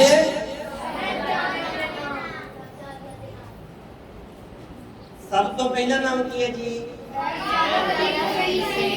ਬਾਬਾ ਅਜੀਤ ਸਿੰਘ। ਪਾਤਸ਼ਾਹ ਨੇ ਪੁੱਤਰਾਂ ਦੇ ਨਾਮ, ਪੁੱਤਰਾਂ ਨੇ ਨਾਮ ਰੱਖੇ ਤੇ ਚੜ੍ਹਦੀ ਕਲਾ ਵਾਲੇ, ਪੁੱਤਰਾਂ ਦੇ ਨਾਮ ਰੱਖੇ ਤੇ ਚੜ੍ਹਦੀ ਕਲਾ ਵਾਲੇ ਰੱਖੇ। ਪਰ ਅੱਜ ਸਿੱਖਾਂ ਨੇ ਨਾਮ ਰੱਖੇ ਤੇ ਕੀ ਨਾਮ ਹੈ ਜੀ ਦਾ? ਇਹਦਾ ਨਾਮ ਹੈ ਜੀ ਟਿੰਕੂ। ਇਹਦਾ ਕੀ ਨਾਮ ਹੈ ਜੀ? ਇਹਦਾ ਨਾਮ ਹੈ ਜੀ ਮੀਨਾ। ਇਹਦਾ ਕੀ ਨਾਮ ਹੈ ਜੀ? ਇਹਦਾ ਨਾਮ ਹੈ ਜੀ ਰੀਨਾ। ਮੁਆਫ ਕਰਨਾ, ਮੁਆਫ ਕਰਨਾ। ਸਿੱਖਾਂ ਨੇ ਆਪਣੇ ਨਾਮ ਹੀ ਵਿਗਾੜ ਲਏ, ਨਾਮ ਹੀ ਵਿਗਾੜ ਲਏ। ਨਾਮ ਤੇ ਉਹ ਹੋਣਾ ਚਾਹੀਦਾ ਹੈ ਜਿਸ ਨਾਮ ਤੋਂ ਕੋਈ ਸਿੱਖਿਆ ਮਿਲੇ, ਨਾਮ ਤੇ ਉਹ ਹੋਣਾ ਚਾਹੀਦਾ ਹੈ ਜਿਸ ਨਾਮ ਨੂੰ ਸੁਣ ਕੇ ਗੁਰੂ ਚੇਤੇ ਆਵੇ। ਪਰ ਸਿੱਖਾਂ ਨੇ ਤੇ ਨਾਮ ਹੀ ਵਿਗਾੜ ਲਏ। ਖਾਸ ਕਰਕੇ ਮਾਤਾ ਪਿਤਾ ਵੀ ਇੱਥੇ ਬੈਠੇ ਆ, ਮੈਂ ਬੇਨਤੀ ਕਰਾਂਗਾ ਘਰ ਦੇ ਵਿੱਚ ਪੁੱਤਰ ਧੀ ਜਨਮ ਲਏ, ਨਾਮ ਦੇ ਨਾਲ ਕੌਰ ਤੇ ਸਿੰਘ ਸ਼ਬਦ ਹਟਾਉਣਾ ਨਹੀਂ। ਕੌਰ ਤੇ ਸਿੰਘ ਸ਼ਬਦ ਜ਼ਰੂਰ ਹੋਣਾ ਚਾਹੀਦਾ ਹੈ। ਮੈਂ ਅਖਬਾਰ ਪੜ੍ਹਦਾ ਹੁੰਦਾ ਅਕਸਰ ਤੇ ਉਹਦੇ ਵਿੱਚ ਆਏਗਾ ਕਿ ਪੰਜਾਬੀਆਂ ਨੇ ਮੱਲਾਂ ਮਾਰ, ਬਾਹਰਲੇ ਮੁਲਕ ਦੇ ਵਿੱਚ ਆ ਕੋਈ ਐਮਪੀ ਬਣ ਗਿਆ, ਕੋਈ ਇਸ ਅਹੁਦੇ ਤੱਕ ਪਹੁੰਚ ਗਿਆ, ਕੋਈ ਇਸ ਅਹੁਦੇ ਤੱਕ ਪਹੁੰਚ ਗਿਆ। ਨਾਮ ਜਦੋਂ ਪੜ੍ਹਦਾ ਹੈ ਤਾਂ ਇਦਾਂ ਮਹਿਸੂਸ ਹੀ ਨਹੀਂ ਹੁੰਦਾ ਵੀ ਇਹ ਸਿੱਖ ਹੈ। ਨਾਮ ਜ਼ਰੂਰ ਹੈਗੇ ਹੈ, ਪਰ ਨਾਮ ਮੰਨ ਲਓ ਰਵਨੀਤ ਸਿੱਧੂ ਵਿੱਚ ਕੌਰ ਸ਼ਬਦ ਕਿੱਥੇ ਚਲਾ ਗਿਆ? ਕੌਰ ਤੇ ਸਿੰਘ ਸ਼ਬਦ ਬਹੁਤ ਜ਼ਿਆਦਾ ਜ਼ਰੂਰੀ ਹੈ। ਇੱਥੇ ਰਹਿਣਾ, ਬਾਹਰ ਜਾਣਾ, ਕਿਤੇ ਵੀ ਹੈ, ਆਪਣੇ ਨਾਮ ਦੇ ਨਾਲ ਕੌਰ ਤੇ ਸਿੰਘ ਸ਼ਬਦ ਕਦੀ ਨਾ ਹਟਾਓ। ਕੌਰ ਤੇ ਸਿੰਘ ਸ਼ਬਦ ਦਾ ਹੋਣਾ ਬਹੁਤ ਜ਼ਿਆਦਾ ਜ਼ਰੂਰੀ ਹੈ। ਅੱਛਾ, ਇਹ ਵੀ ਕਹਿੰਦੇ ਆ ਵੀ ਚਲੋ ਵਾਕ ਕਰਨਾ, ਕਈ ਸੱਜਣ ਨਾ ਇੱਥੋਂ ਜਦੋਂ ਜਾਂਦੇ ਆ ਫੌਰਨ, ਉਹ ਕਹਿੰਦੇ ਆ ਵੀ ਜਿਹੜਾ ਨਾਮ ਹੈ ਨਾ, ਉਹਦੇ ਨਾਮ ਦੇ ਪਿੱਛੇ ਨਾ ਸਾਨੂੰ ਕੋਈ ਆਪਣੀ ਜਿਹੜੀ ਗੋਦ ਹੈ, ਕੋਈ ਇਸ ਤਰ੍ਹਾਂ ਦਾ ਕੋਈ ਵੱਖਰਾ ਲਿਖਾਉਣਾ ਪੈਂਦਾ। ਉਹ ਮੈਂ ਕਿਹਾ ਜੀ ਉਹ ਕਾਹਦੇ ਵਾਸਤੇ? ਕਹਿੰਦੇ ਵੀ ਉਹ ਨਾ ਉੱਥੇ ਉਹ ਜਦੋਂ ਸੌਨੇ ਨੂੰ ਲਿਖਦੇ ਆ ਕੋਈ ਯੂਨੀਕ ਹੋਣਾ ਚਾਹੀਦਾ, ਉਹ ਵੱਖਰਾ ਹੋਣਾ ਚਾਹੀਦਾ। ਤੇ ਕੌਰ ਤੇ ਸਿੰਘ ਫਿਰ ਉਹ ਸਾਰੇ ਨਾਮਾਂ ਦੇ ਨਾਲ ਜਦੋਂ ਲਿਖਿਆ ਹੁੰਦਾ ਉੱਥੇ ਇਹ ਹੁੰਦਾ ਵੀ ਇਹ ਸਾਰੇ ਕੌਰ ਸਿੰਘ ਵਾਲੇ। ਪਰ ਬੜੇ ਗੁਰਮੁਖ ਪਿਆਰੇ ਐਸੇ ਨੇ ਜਿਨ੍ਹਾਂ ਦੇ ਨਾਮਾਂ ਦੇ ਨਾਲ ਨਹੀਂ ਵੀ ਲਿਖਾਇਆ ਹੋਇਆ, ਉਹ ਅੱਜ ਵੀ ਬਾਹਰ ਬੈਠੇ ਆ, ਨਾਮ ਦੇ ਨਾਲ ਕੱਲਾ ਕੌਰ ਹੈ, ਕੱਲਾ ਸਿੰਘ ਸ਼ਬਦ ਹੈ, ਕੋਈ ਉਹਨਾਂ ਨੂੰ ਉਹ ਮੁਸ਼ਕਲ ਨਹੀਂ ਆਈ। ਇਸ ਕਰਕੇ ਮਨ ਦੇ ਜਿਹੜੇ ਭਰਮ ਹੈ ਇਹਨਾਂ ਨੂੰ ਆਪਾਂ ਤਿਆਗੀਏ। ਜ਼ਿਆਦਾ ਗੱਲ ਹੈ ਆਪਣੇ ਨਾਮ ਦੇ ਨਾਲ ਤੁਸੀਂ ਆਪਣੇ ਪਿੰਡ ਦਾ ਨਾਮ ਲਿਖ ਸਕਦੇ ਹੋ, ਹੋਰ ਜ਼ਿਆਦਾ ਗੱਲ ਹੈ ਮਗਰ ਖਾਲਸਾ ਸ਼ਬਦ ਲਿਖ ਸਕਦੇ ਹੋ, ਪਰ ਸਿੰਘ ਤੇ ਕੌਰ ਸ਼ਬਦ ਛੱਡਣਾ ਨਹੀਂ। ਸਿੰਘ ਤੇ ਕੌਰ ਸ਼ਬਦ ਮੇਰੇ ਪਾਤਸ਼ਾਹ ਦੀ ਦੇਣ ਹੈ। ਵੈਸੇ ਪਾਤਸ਼ਾਹ ਨੇ ਆਖਿਆ ਨਾਮ ਦੇ ਨਾਲ ਕੌਰ ਸਿੰਘ ਸਿੱਖ ਰਹਿਤ ਮਰਿਆਦਾ 'ਚ ਬਕਾਇਦਾ ਲਿਖਿਆ ਹੋਇਆ ਹੈ ਕਿ ਸਿੱਖ ਦੇ ਨਾਮ ਦੇ ਮਗਰ ਕੌਰ ਸਿੰਘ ਲੱਗਣਾ ਜ਼ਰੂਰੀ ਹੈ। ਫਿਰ ਪਹਿਲਾ ਵੇਖੋ, ਪਹਿਲਾ ਗੁਣ ਹੈ ਅਜੀਤ। ਜਦੋਂ ਪਾਤਸ਼ਾਹ ਭੰਗਾਣੀ ਦਾ ਜੰਗ ਜਿੱਤ ਕੇ ਆਏ ਤੇ ਖਬਰ ਮਿਲੀ ਕਿ ਪਾਤਸ਼ਾਹ ਪੁੱਤਰ ਨੇ ਜਨਮ ਲਿਆ ਹੈ। ਪਾਤਸ਼ਾਹ ਕਹਿੰਦੇ ਅੱਜ ਮੈਂ ਪਹਿਲੀ ਜੰਗ ਜਿੱਤ ਕੇ ਆਇਆ। ਕਿੰਨਵੀਂ ਜੰਗ ਜੀ? ਪਹਿਲੀ ਜੰਗ ਹੋਈ ਭੰਗਾਣੀ ਦੀ। ਪਾਤਸ਼ਾਹ ਨੇ ਆਖਿਆ ਅੱਜ ਮੈਂ ਪਹਿਲੀ ਜੰਗ ਜਿੱਤ ਕੇ ਆਇਆ, ਇਸ ਪੁੱਤਰ ਦਾ ਨਾਮ ਅਜੀਤ ਰੱਖਿਓ, ਮੇਰੇ ਇਸ ਪੁੱਤਰ ਨੂੰ ਕੋਈ ਵੀ ਜਿੱਤ ਨਹੀਂ ਸਕੇਗਾ। ਪਹਿਲਾ ਨਾਮ ਰੱਖਿਆ ਅਜੀਤ। ਦੇਖੋ ਕਿੰਨੀ ਚੜ੍ਹਦੀ ਕਲਾ ਮਿਲਦੀ ਹੈ ਨਾਵਾਂ ਦੇ ਵਿੱਚੋਂ। ਹੁਣ ਦੇਖੋ ਕੋਈ ਮੀਨੂ, ਕੋਈ ਟੀਨੂ, ਉਹਦੇ ਵਿੱਚੋਂ ਕੋਈ ਚੜ੍ਹਦੀ ਕਲਾ ਮਿਲਦੀ ਹੈ? ਨਹੀਂ। ਅਜੀਤ ਤੋਂ ਵੇਖੋ ਇੱਕ ਚੜ੍ਹਦੀ ਕਲਾ ਮਿਲ ਰਹੀ ਹੈ ਤੇ ਜਿਹਨੂੰ ਜਿੱਤਿਆ ਨਹੀਂ ਜਾ ਸਕਦਾ। ਉਸ ਤੋਂ ਬਾਅਦ ਦੂਸਰਾ ਨਾਮ ਹੈ ਸਾਹਿਬਜ਼ਾਦਾ ਹਾਂਜੀ ਜੁਝਾਰ ਸਿੰਘ ਜੀ। ਜ਼ਰੂਰ ਲਿਖਣਾ ਇਹ ਸ਼ਬਦ। ਚਲੋ ਜੀ ਅਸਲ ਦੇ ਵਿੱਚ ਨਾ ਆਪਾਂ ਸਤਿਕਾਰ ਦੇ ਨਾਲ ਲਿਖਦੇ ਹਾਂ। ਜੀ ਜਿਹੜਾ ਸ਼ਬਦ ਹੈ ਉਹ ਸਤਿਕਾਰ ਜ਼ਰੂਰ ਦੇਣਾ ਚਾਹੀਦਾ ਹੈ। ਇਹ ਸਾਹਿਬਜ਼ਾਦਾ ਜੁਝਾਰ ਸਿੰਘ ਜੀ। ਹੁਣ ਦੂਸਰੇ ਪਿਆਰੇ ਤਾਂ ਜੂਝਣਾ ਜਿਹੜਾ ਹੈ ਉਹ ਵੀ ਸਿੱਖ ਦਾ ਜੁਝਾਰੂ ਹੋਣ ਵਾਲਾ ਵੀ ਗੁਣ ਹੋਣਾ ਚਾਹੀਦਾ ਹੈ। ਜੁਝਾਰੂ ਹੋਵੇ ਸਿੱਖ ਗੁਰੂ ਦਾ। ਜੰਗਾਂ ਯੁੱਧਾਂ ਦੇ ਵੇਲੇ ਪਾਤਸ਼ਾਹ ਨੇ ਦੇਖਿਆ ਉਹ ਸਾਰੇ ਨਾਮ, ਦੇਖੋ ਨਾਮ ਸਾਨੂੰ ਜਿਹੜੇ ਹਿੰਦੀ ਕਿੱਡੀ ਵੱਡੀ ਸਿੱਖਿਆ ਦੇ ਰਹੇ ਆ। ਉਹ ਸਮਾਂ ਕਿਉਂਕਿ ਪਾਤਸ਼ਾਹ ਨੇ ਸਮੇਂ ਦੀ ਨਿਜਾਤ ਨੂੰ ਪਛਾਣਿਆ। ਉਹ ਨਾਮ ਜਿਹੜਾ ਜੁਝਾਰ ਹੈ ਕਿ ਜਿਹਨੇ ਜੂਝਣਾ ਹੈ, ਜੁਝਾਰੂ ਗੁਣ ਹੋਣਾ ਚਾਹੀਦਾ ਹੈ ਖਾਲਸੇ ਦੇ ਵਿੱਚ। ਤੀਸਰਾ ਨਾਮ ਸਾਹਿਬਜ਼ਾਦਾ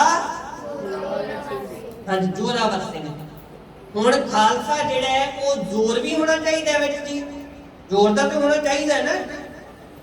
ਦੇਖੋ ਉਸ ਵੇਲੇ ਜਦੋਂ ਪਾਤਸ਼ਾਹ ਨੇ ਆਪਾਂ ਦੇਖਦੇ ਹਾਂ ਜੰਗਾਂ ਲੜੀਆਂ, ਉਹਨਾਂ ਜੰਗਾਂ ਦੇ ਵਿੱਚ ਪਾਤਸ਼ਾਹ ਨੇ ਜਿੱਤ ਵੀ ਹਾਸਲ ਕੀਤੀ ਹੈ, ਫਤਿਹ ਜਾਬੀ ਵੀ ਪਾਈ ਹੈ। ਨਾਮ ਪੁੱਤਰਾਂ ਦੇ ਰੱਖੇ, ਨਾਮ ਤੋਂ ਚੜ੍ਹਦੀ ਕਲਾ ਮਿਲਦੀ ਸੀ। ਜੇ ਪੰਜ ਪਿਆਰਿਆਂ ਦੇ ਨਾਮ ਸੁਣਦੇ ਚੜ੍ਹਦੀ ਕਲਾ ਮਿਲਦੀ ਹੈ। ਤੇ ਇਹੀ ਤਾਂ ਸਾਡਾ ਜੀਵਨ ਹੈ। ਖਾਲਸਾ ਹਮੇਸ਼ਾ ਚੜ੍ਹਦੀ ਕਲਾ ਦੇ ਵਿੱਚ ਰਹਿੰਦਾ ਹੈ। ਤੇ ਚੜ੍ਹਦੀ ਕਲਾ ਹੁੰਦੀ ਕਿੱਥੋਂ ਹੈ ਜੀ? ਕਿੱਥੋਂ ਹੁੰਦੀ ਹੈ ਚੜ੍ਹਦੀ ਕਲਾ? ਹਾਂਜੀ ਨਾਮ ਤੋਂ ਚੜ੍ਹਦੀ ਕਲਾ ਹੁੰਦੀ ਹੈ। ਇਹ ਬਿਲਕੁਲ ਤੁਸੀਂ ਠੀਕ ਕਰਕੇ ਹੈ। ਨਾਮ ਜਿਹੜਾ ਹੈ, ਨਾਮ ਇਹ ਵੀ ਜਿਹੜੇ ਆ ਇਹਨਾਂ ਨਾਮਾਂ ਨੂੰ ਵੀ ਸੁਣ ਕੇ ਸਾਨੂੰ ਸਾਡੀ ਯਾਦ ਉਸ ਪਰਮ ਪਿਤਾ ਦੇ ਨਾਲ ਜੁੜਦੀ ਹੈ। ਤੇ ਇੱਕ ਨਾਮ ਹੈ ਉਸ ਪ੍ਰਭੂ ਦਾ ਨਾਮ, ਉਸ ਅਕਾਲ ਪੁਰਖ ਵਾਹਿਗੁਰੂ ਦਾ ਨਾਮ। ਉਸ ਨਾਮ ਨੂੰ ਜਦੋਂ ਆਪਾਂ ਜਪਦੇ ਆ, ਨਾਮ ਨੂੰ ਜਦੋਂ ਆਪਾਂ ਸੁਣਦੇ ਆ, ਸਾਡੇ ਚੜ੍ਹਦੀ ਕਲਾ ਹੁੰਦੀ ਹੈ। ਦੇਖੋ ਕਿਸੇ ਬੱਚੇ ਦਾ ਨਾਮ ਰੱਖਿਆ ਗੁਰਪ੍ਰੀਤ, ਕਿ ਯਦੀ ਗੁਰੂ ਦੇ ਨਾਲ ਪ੍ਰੀਤ ਹੈ ਤੇ ਨਾਮ ਨੂੰ ਸੁਣ ਕੇ ਗੁਰੂ ਚੇਤੇ ਆ ਗਿਆ ਤਾਂ ਚੜ੍ਹਦੀ ਕਲਾ ਹੋਏਗੀ ਨਾ। ਪਾਤਸ਼ਾਹ ਕਹਿੰਦੇ ਨਾਨਕ ਤੇ ਨਾਮ ਨਾਮ ਦੇ ਨਾਲ ਚੜ੍ਹਦੀ ਕਲਾ ਹੁੰਦੀ, ਨਾਮ ਦੇ ਨਾਲ ਚੜ੍ਹਦੀ ਕਲਾ ਹੁੰਦੀ ਹੈ। ਤੇ ਫਿਰ ਉਹ ਚੜ੍ਹਦੀ ਕਲਾ ਦਾ ਹੋਰ ਸਰੋਤ ਕਿਹੜਾ ਜੀ? ਉਹ ਹੈ ਇੱਕ ਭਾਣਾ।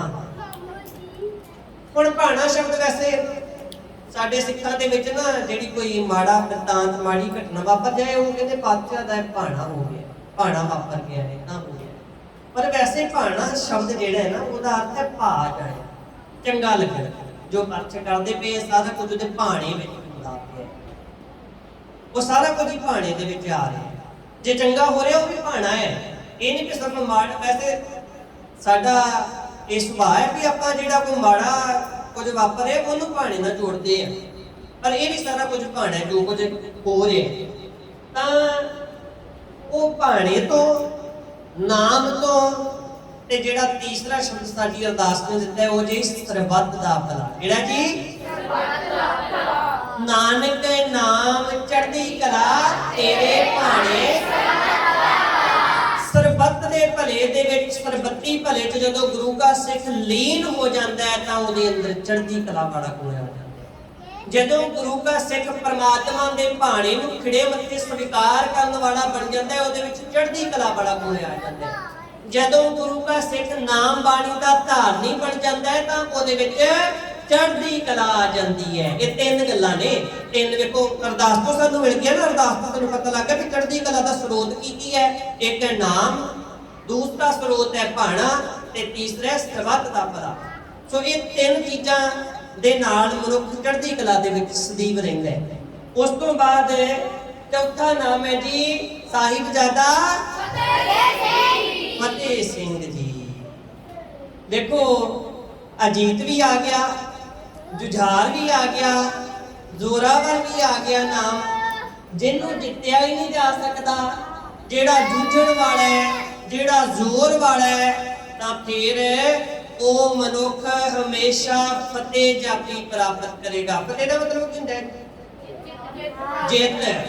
ਜਿੱਤ ਤਾਂ ਫਿਰ ਉਹਨੂੰ ਕੋਈ ਜਿੱਤ ਨਹੀਂ ਸਕਦਾ, ਉਹਦੀ ਹੀ ਜਿੱਤ ਹੈ।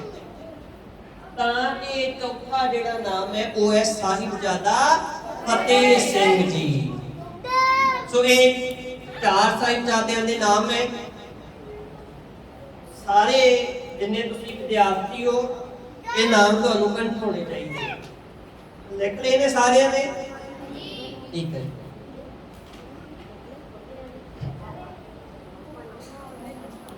ਇਹ ਆ ਗਿਆ ਪੰਜਾਂ ਤਖਤਾਂ ਦੇ ਨਾਮ। ਪੰਜਾਂ ਤਖਤਾਂ ਦੇ ਨਾਮ। ਸਭ ਤੋਂ ਪਹਿਲਾ ਸਰਵ ਉੱਚ ਤਖਤ ਕਿਹੜਾ ਹੈ ਜੀ? ਹੁਣ ਪੇਪਰ ਦੇ ਵਿੱਚ ਆ ਗਿਆ ਕਿ ਪਹਿਲਾ ਤਖਤ ਕਿਹੜਾ ਹੈ? ਸਾਰਿਆਂ ਨੇ ਲਿਖ ਦਿੱਤਾ। ਉਹਦੇ ਵਿੱਚ ਇੱਕ ਸ਼ਬਦ ਤਬਦੀਲ ਕਰਕੇ ਇੱਕ ਸ਼ਬਦ ਹੋਰ ਆ ਗਿਆ ਨਾਲ ਕਿ ਸਰਵ ਉੱਚ ਤਖਤ ਕਿਹੜਾ ਹੈ। ਸਰਵ ਉੱਚ ਦਾ ਮਤਲਬ ਹੁੰਦਾ ਵੀ ਸਾਰਿਆਂ ਤੋਂ ਉੱਚਾ। ਸਾਰਿਆਂ ਤੋਂ ਉੱਚੇ ਦਾ ਮਤਲਬ ਕਿ ਉਹ ਤਖਤ ਜਿੱਥੋਂ ਪ੍ਰਾਪਤ ਹੋਏ ਹੁਕਮ ਨੂੰ, ਕਿਉਂਕਿ ਅਕਾਲ ਤਖਤ ਸਾਹਿਬ ਤੋਂ ਹੁਕਮ ਜਾਰੀ ਹੁੰਦਾ ਹੈ। ਇਹ ਨਹੀਂ ਉਥੋਂ ਬੇਨਤੀ ਹੈ। ਬੇਨਤੀ ਸ਼ਬਦ ਨਹੀਂ ਹੈ, ਹੁਕਮ। ਹੁਕਮ ਦਾ ਅਰਥ ਬੜਾ ਡੂੰਘਾ ਹੈ। ਤਾਂ ਕਰਕੇ ਇਹ ਉਥੋਂ ਹੁਕਮ ਜਾਰੀ ਹੁੰਦਾ ਹੈ ਕੌਮ ਦੇ ਨਾਮ। ਉਹ ਪਹਿਲਾ ਤਖਤ ਹੈ ਤਖਤ ਸ੍ਰੀ ਅਕਾਲ ਤਖਤ ਸਾਹਿਬ ਜੀ। ਤੇ ਹੈ ਕਿੱਥੇ ਹੈ ਜੀ? ਅੰਮ੍ਰਿਤਸਰ ਸਾਹਿਬ। ਹਾਂਜੀ, ਸ੍ਰੀ ਅੰਮ੍ਰਿਤਸਰ ਸਾਹਿਬ ਦੇ ਵਿੱਚ। ਦੂਸਰਾ ਤਖਤ, ਅੱਛਾ, ਇਹ ਪਹਿਲਾ ਤਖਤ ਗੁਰੂ ਹਰਗੋਬਿੰਦ ਸਾਹਿਬ ਜੀ ਮਹਾਰਾਜ ਜੀ ਨੇ ਬਣਵਾਇਆ ਤੇ ਸ੍ਰੀ ਅਕਾਲ ਤਖਤ ਸਾਹਿਬ ਨਾਮ ਹੈ। ਇਥੋਂ ਹੁਕਮਨਾਮੇ ਜਾਰੀ ਹੁੰਦੀ ਹੈ ਸਿੱਖ ਧਰਮ ਦੇ, ਸਿੱਖ ਕੌਮ ਦੇ ਨਾਮ ਸਰਵਉੱਚ ਤਖਤ। ਦੂਸਰਾ ਤਖਤ ਹੈ ਤਖਤ ਸ੍ਰੀ, ਦੂਸਰਾ ਤਖਤ ਕਿਹੜਾ ਹੈ ਜੀ? ਹਰਿਮੰਦਰ ਸਾਹਿਬ। ਹਾਂਜੀ, ਕਰਨ ਵਾਲਾ ਇਹ ਸ਼ਬਦ ਬੇਟਾ ਜਿਹੜਾ ਸਾਹਿਬ ਲਿਖਿਆ ਹੋਇਆ ਨਾ ਇਹਦੇ ਨਾਲ ਕਾਪੀ ਦੇ ਵਿੱਚ ਤੁਸੀਂ ਨੋਟ ਕਰਨਾ ਹੈ। ਇਹ ਸਾਹਿਬ ਨਹੀਂ ਲਿਖਣਾ, ਇੱਥੇ ਨਾਲ ਲਿਖਣਾ ਹੈ ਜੀ।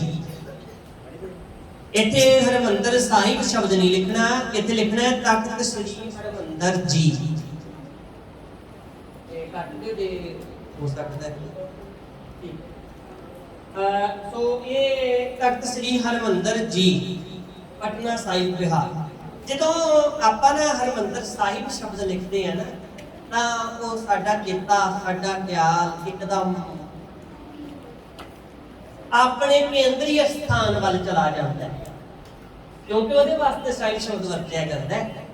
ਹੋਰ ਕਿਸੇ ਤਖਤ ਵਾਸਤੇ ਨਹੀਂ। ਤਖਤ ਵਾਸਤੇ ਨਾਮ ਹੈ ਤਖਤ ਸ੍ਰੀ ਹਰਿਮੰਦਰ ਜੀ। ਉੱਥੇ ਸਾਹਿਬ ਸ਼ਬਦ ਨਹੀਂ ਲਿਖਿਆ ਹੋਇਆ, ਜੀ ਸ਼ਬਦ ਹੈ, ਤਾਂ ਇੱਥੇ ਜੀ ਸ਼ਬਦ ਆਉਣਾ ਜੀ। ਜਦੋਂ ਹਰਮੰਦਰ ਸਾਹਿਬ ਦਾ ਜ਼ਿਕਰ ਕਰਦੇ ਆ ਤਾਂ ਸੱਚਖੰਡ ਸ੍ਰੀ ਹਰਮੰਦਰ ਸਾਹਿਬ ਸਿੱਖ ਧਰਮ ਦਾ ਕੇਂਦਰੀ ਸਥਾਨ ਹੈ।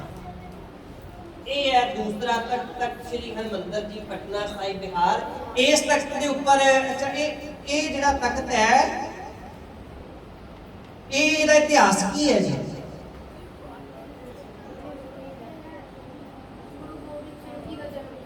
ਹਾਂਜੀ, ਗੁਰੂ ਗੋਬਿੰਦ ਸਿੰਘ ਜੀ ਦਾ ਪ੍ਰਕਾਸ਼ ਸਥਾਨ ਹੈ। ਗੁਰੂ ਗੋਬਿੰਦ ਸਿੰਘ ਜੀ ਦਾ ਪ੍ਰਕਾਸ਼ ਸਥਾਨ। ਹਾਂਜੀ, ਇੱਕ ਬੇਟਾ ਹੋਰ ਗੱਲ, ਵੈਸੇ ਚਲੋ ਕਿਉਂਕਿ ਤੁਸੀਂ ਪੜ੍ਹਦੇ ਹੋ, ਜਦੋਂ ਅੱਜ ਕੱਲ ਕਾਪੀਆਂ ਕਿਤਾਬਾਂ ਦੇ ਵਿੱਚ, ਕਿਉਂਕਿ ਅੱਜ ਕੱਲ ਵਿਦਵਾਨ ਜ਼ਿਆਦਾ ਹੋ ਗਏ ਹੈ ਕੌਮ ਦੇ ਵਿੱਚ ਵੀ ਤੇ ਦੂਸਰੇ ਪਾਸੇ ਵੀ, ਜਿਹੜੇ ਹੈ ਨਾ ਜਿਹੜੇ ਵਿਦਵਤਾ ਜ਼ਿਆਦਾ ਆਪਣੀ ਕਰਨ ਵਾਲੇ, ਉਹ ਸ਼ਬਦ ਨਾ ਗੁਰੂ ਸਾਹਿਬਾਨਾਂ ਦੇ ਨਾਮ ਦੇ ਨਾਲ ਵੀ ਨਾ ਜਨਮ ਸ਼ਬਦ ਨਹੀਂ ਵਰਤੀਦਾ। ਗੁਰੂ ਸਾਹਿਬ ਦਾ ਹੁੰਦਾ ਪ੍ਰਕਾਸ਼, ਉਹਦੇ ਵਾਸਤੇ ਸ਼ਬਦ ਵਰਤਿਆ ਜਾਂਦਾ ਹੈ ਪ੍ਰਕਾਸ਼। ਗੁਰੂ ਨਾਨਕ ਦੇਵ ਜੀ ਦਾ ਪ੍ਰਕਾਸ਼ ਇਸ ਸਥਾਨ ਤੇ ਹੋਇਆ। ਤੇ ਜਨਮ ਜਿਹੜਾ ਹੁੰਦਾ ਨਾ, ਜਿਹੜਾ ਬੇਟਾ ਜੰਮੇਗਾ ਉਹ ਮਰੇਗਾ ਵੀ, ਤਾਂ ਗੁਰੂ ਦੇ ਜਨਮ ਤੇ ਮਰਨ ਤੋਂ ਮੁਕਤ ਹੈ। ਸਤਿਗੁਰ ਮੇਰਾ ਸਦਾ ਸਦਾ ਨਾ ਆਵੇ ਨਾ ਜਾਈ, ਉਹ ਅਬਿਨਾਸੀ ਪੁਰਖ ਹੈ ਸਭ ਮਹਿ ਰਹਿਆ ਸਮਾਈ।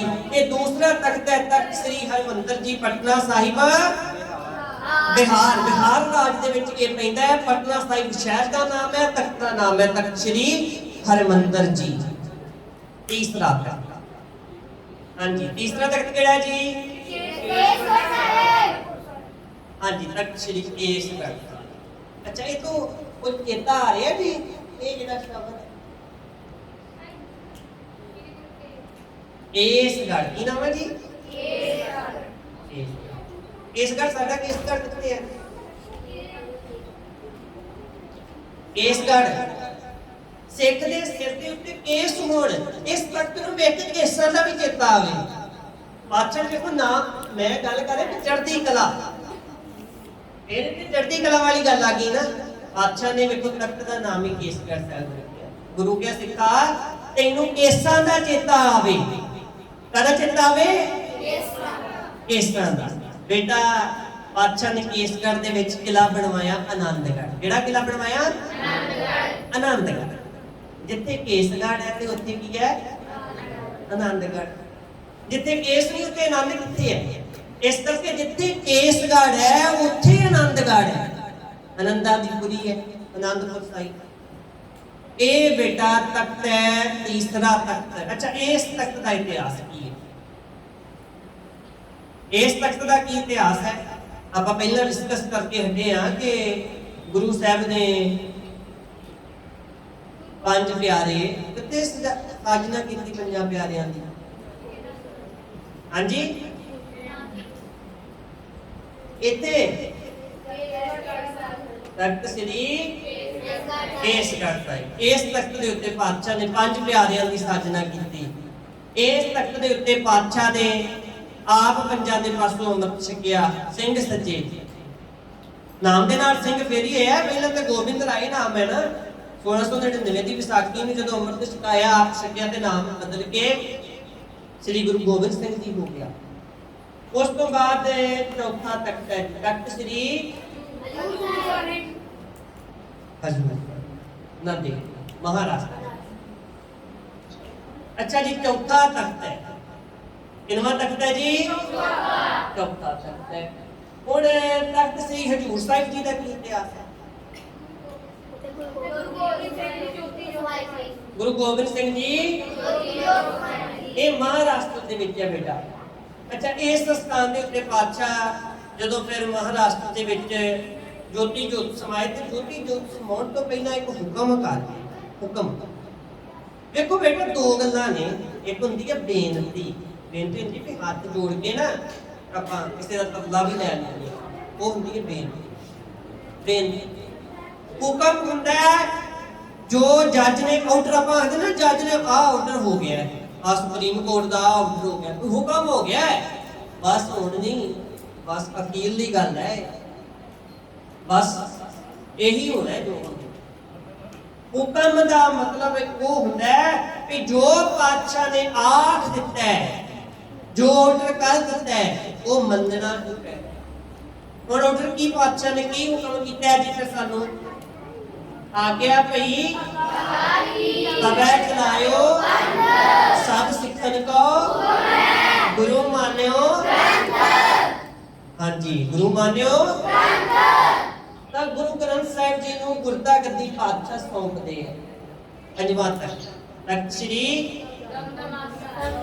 दमदमा साबो की कुंडली बठिंडा। तां ये बठिंडे दे विच ये तख्त है, तख्त श्री दमदमा। अच्छा, इस तख्त का इतिहास भी पता है किसी को कि नहीं? नहीं? तो बेटा तख्त श्री दमदमा साहिब जी की पावन धरती के उत्ते 10वें पातशाह श्री गुरु गोबिंद सिंह जी महाराज जी ने अपने गुरु पिता साहिब श्री गुरु तेग बहादुर साहिब जी की बाणी भी नाल दर्ज करवाई ते ये स्वरूप क्योंकि उत्थे पातशाह ने संपूर्णता बख्शिश की लिखवाया सारा फिर दोबारा। ते वो जदों पातशाह ने पावन स्वरूप की लिखाई की है ते भाई मनी सिंह जी ने लिखा, बाबा दीप सिंह जी ने 4 उतारे हुए इस तख्त के ऊपर। तख्त श्री दमदमा साहिब साबो की तलवंडी बठिंडा, बठिंडा विखे तख्त है। सो तख्त का नाम है तख्त श्री दमदमा। ये बेटा 5 तख्तां दे नाम भी तुहानू कंठ होने चाहिए है ते थोड़ा थोड़ा इन्नी बेसिक से जानकारी पता होनी चाहिए है ना। देखो आपका मैं पहला भी गल की है मुढ़ला ज्ञान। एक है वो व्यक्ति है जिन्हें ओदा डुंगियाई दे विच ज्ञान हासिल करता है, डूंगा ज्ञान। ओदे वास्ते की है वो किताबां पढ़ सकता है, ओदे वास्ते की है वो रिसर्च कर सकता है, ओदे वास्ते की है वो होर बहुत सारे साधन है। पर मुढ़ला ज्ञान ये सारे कुछ तुहानू पता होना चाहिए। ये मुढ़ला है बेसिक। हाँ जी, अगे कर लें बस ठीक है। सो ये 5 तख्त 5 प्यारियां दे नाम, 4 साहिबजादियां दे नाम, 10 गुरुआं दे नाम। जदों आपां गुरु साहिब जी की विचारधारा दे नाल जुड़े हैं, जदों तक आपां गुरु साहिब जी की विचारधारा नाल जुड़े हैं उदों तक की हैं खिड़े हैं बुलाऊंगा उदों तक। हाँ ते मैं बोलांगा तुसीं नाल जवाब देना। जदों तक जुड़े हाँ खिड़े हाँ, जदों तक जुड़े हाँ खिड़े हाँ। सोचिए चढ़ती कला ता होवेगी चढ़ती कला, सोचिए चढ़ती कला ता होवेगी चढ़ती कला। अच्छा, पातशाह ने सानू दृढ़ इरादे वाले, गुरु का सिख दृढ़ इरादे वाला होना चाहिए है ना। एक होता है हंकार, हंकार कर लेना भी आ काम मिलता है, पर एक होता है इरादा दृढ़, दृढ़ता दे नाल भी आ काम मैं कर सकदा। ਤਾਂ ਤੁਹਾਡੇ ਵਿੱਚ ਵੀ ਦ੍ਰਿੜ ਇਰਾਦਾ ਹੋਣਾ ਚਾਹੀਦਾ ਵੀ ਮੈਂ ਪੜ੍ਹ ਸਕਦਾ, ਮੈਂ ਆਹ ਕੰਮ ਕਰ ਸਕਦਾ। ਤਾਂ ਉਹ ਦ੍ਰਿੜ ਇਰਾਦੇ ਦੇ ਨਾਲ ਸਾਰੇ ਬੱਚੇ ਆਪਕੋ ਇੱਕ ਵਾਰੀ ਮੈਂ ਕੁਝ ਕਰਨਾ ਹੈ, ਮੈਂ ਕੁਝ ਬਣਨਾ ਹੈ, ਮੈਂ ਕੁਝ ਕਰਨਾ ਹੈ, ਮੈਂ ਕੁਝ ਬਣਨਾ ਹੈ। ਸਿੱਖੀ ਸੱਚੀ ਸੁੱਚੀ, ਮਾਨੀ ਮਾਂ ਮਤ ਉੱਚੀ, सिक्खी सच्ची सुच्ची, मानी मां मत उच्ची। राज करेगा, राज करेगा पंथ की, पंथ की झूलते निशान रहे, झूलते निशान रहे। पंथ महाराज झूलते निशान रहे, साजते दीवान रहे, साजते दीवान रहे। सो सानू बेटा गुरु साहब जी की विचारधारा के नाल जुड़ना चाहिए है। और ये जो तुहानू दस्सिया गया ये तुसीं अपनी कापियां दे विच मेरा ख्याल नोट कर लिया होगा। ਕਰ ਲਿਆ ਨਾ ਜੀ? ਠੀਕ ਹੈ ਜੀ। ਉਸ ਤੋਂ ਬਾਅਦ ਹੁਣ ਅਗਲੇਰੀ ਕਾਰਵਾਈ ਆਪ ਜੀ ਜਿਹੜੇ ਪ੍ਰਬੰਧਕ ਹੈ ਉਹ ਦੱਸ ਦੇਣਗੇ।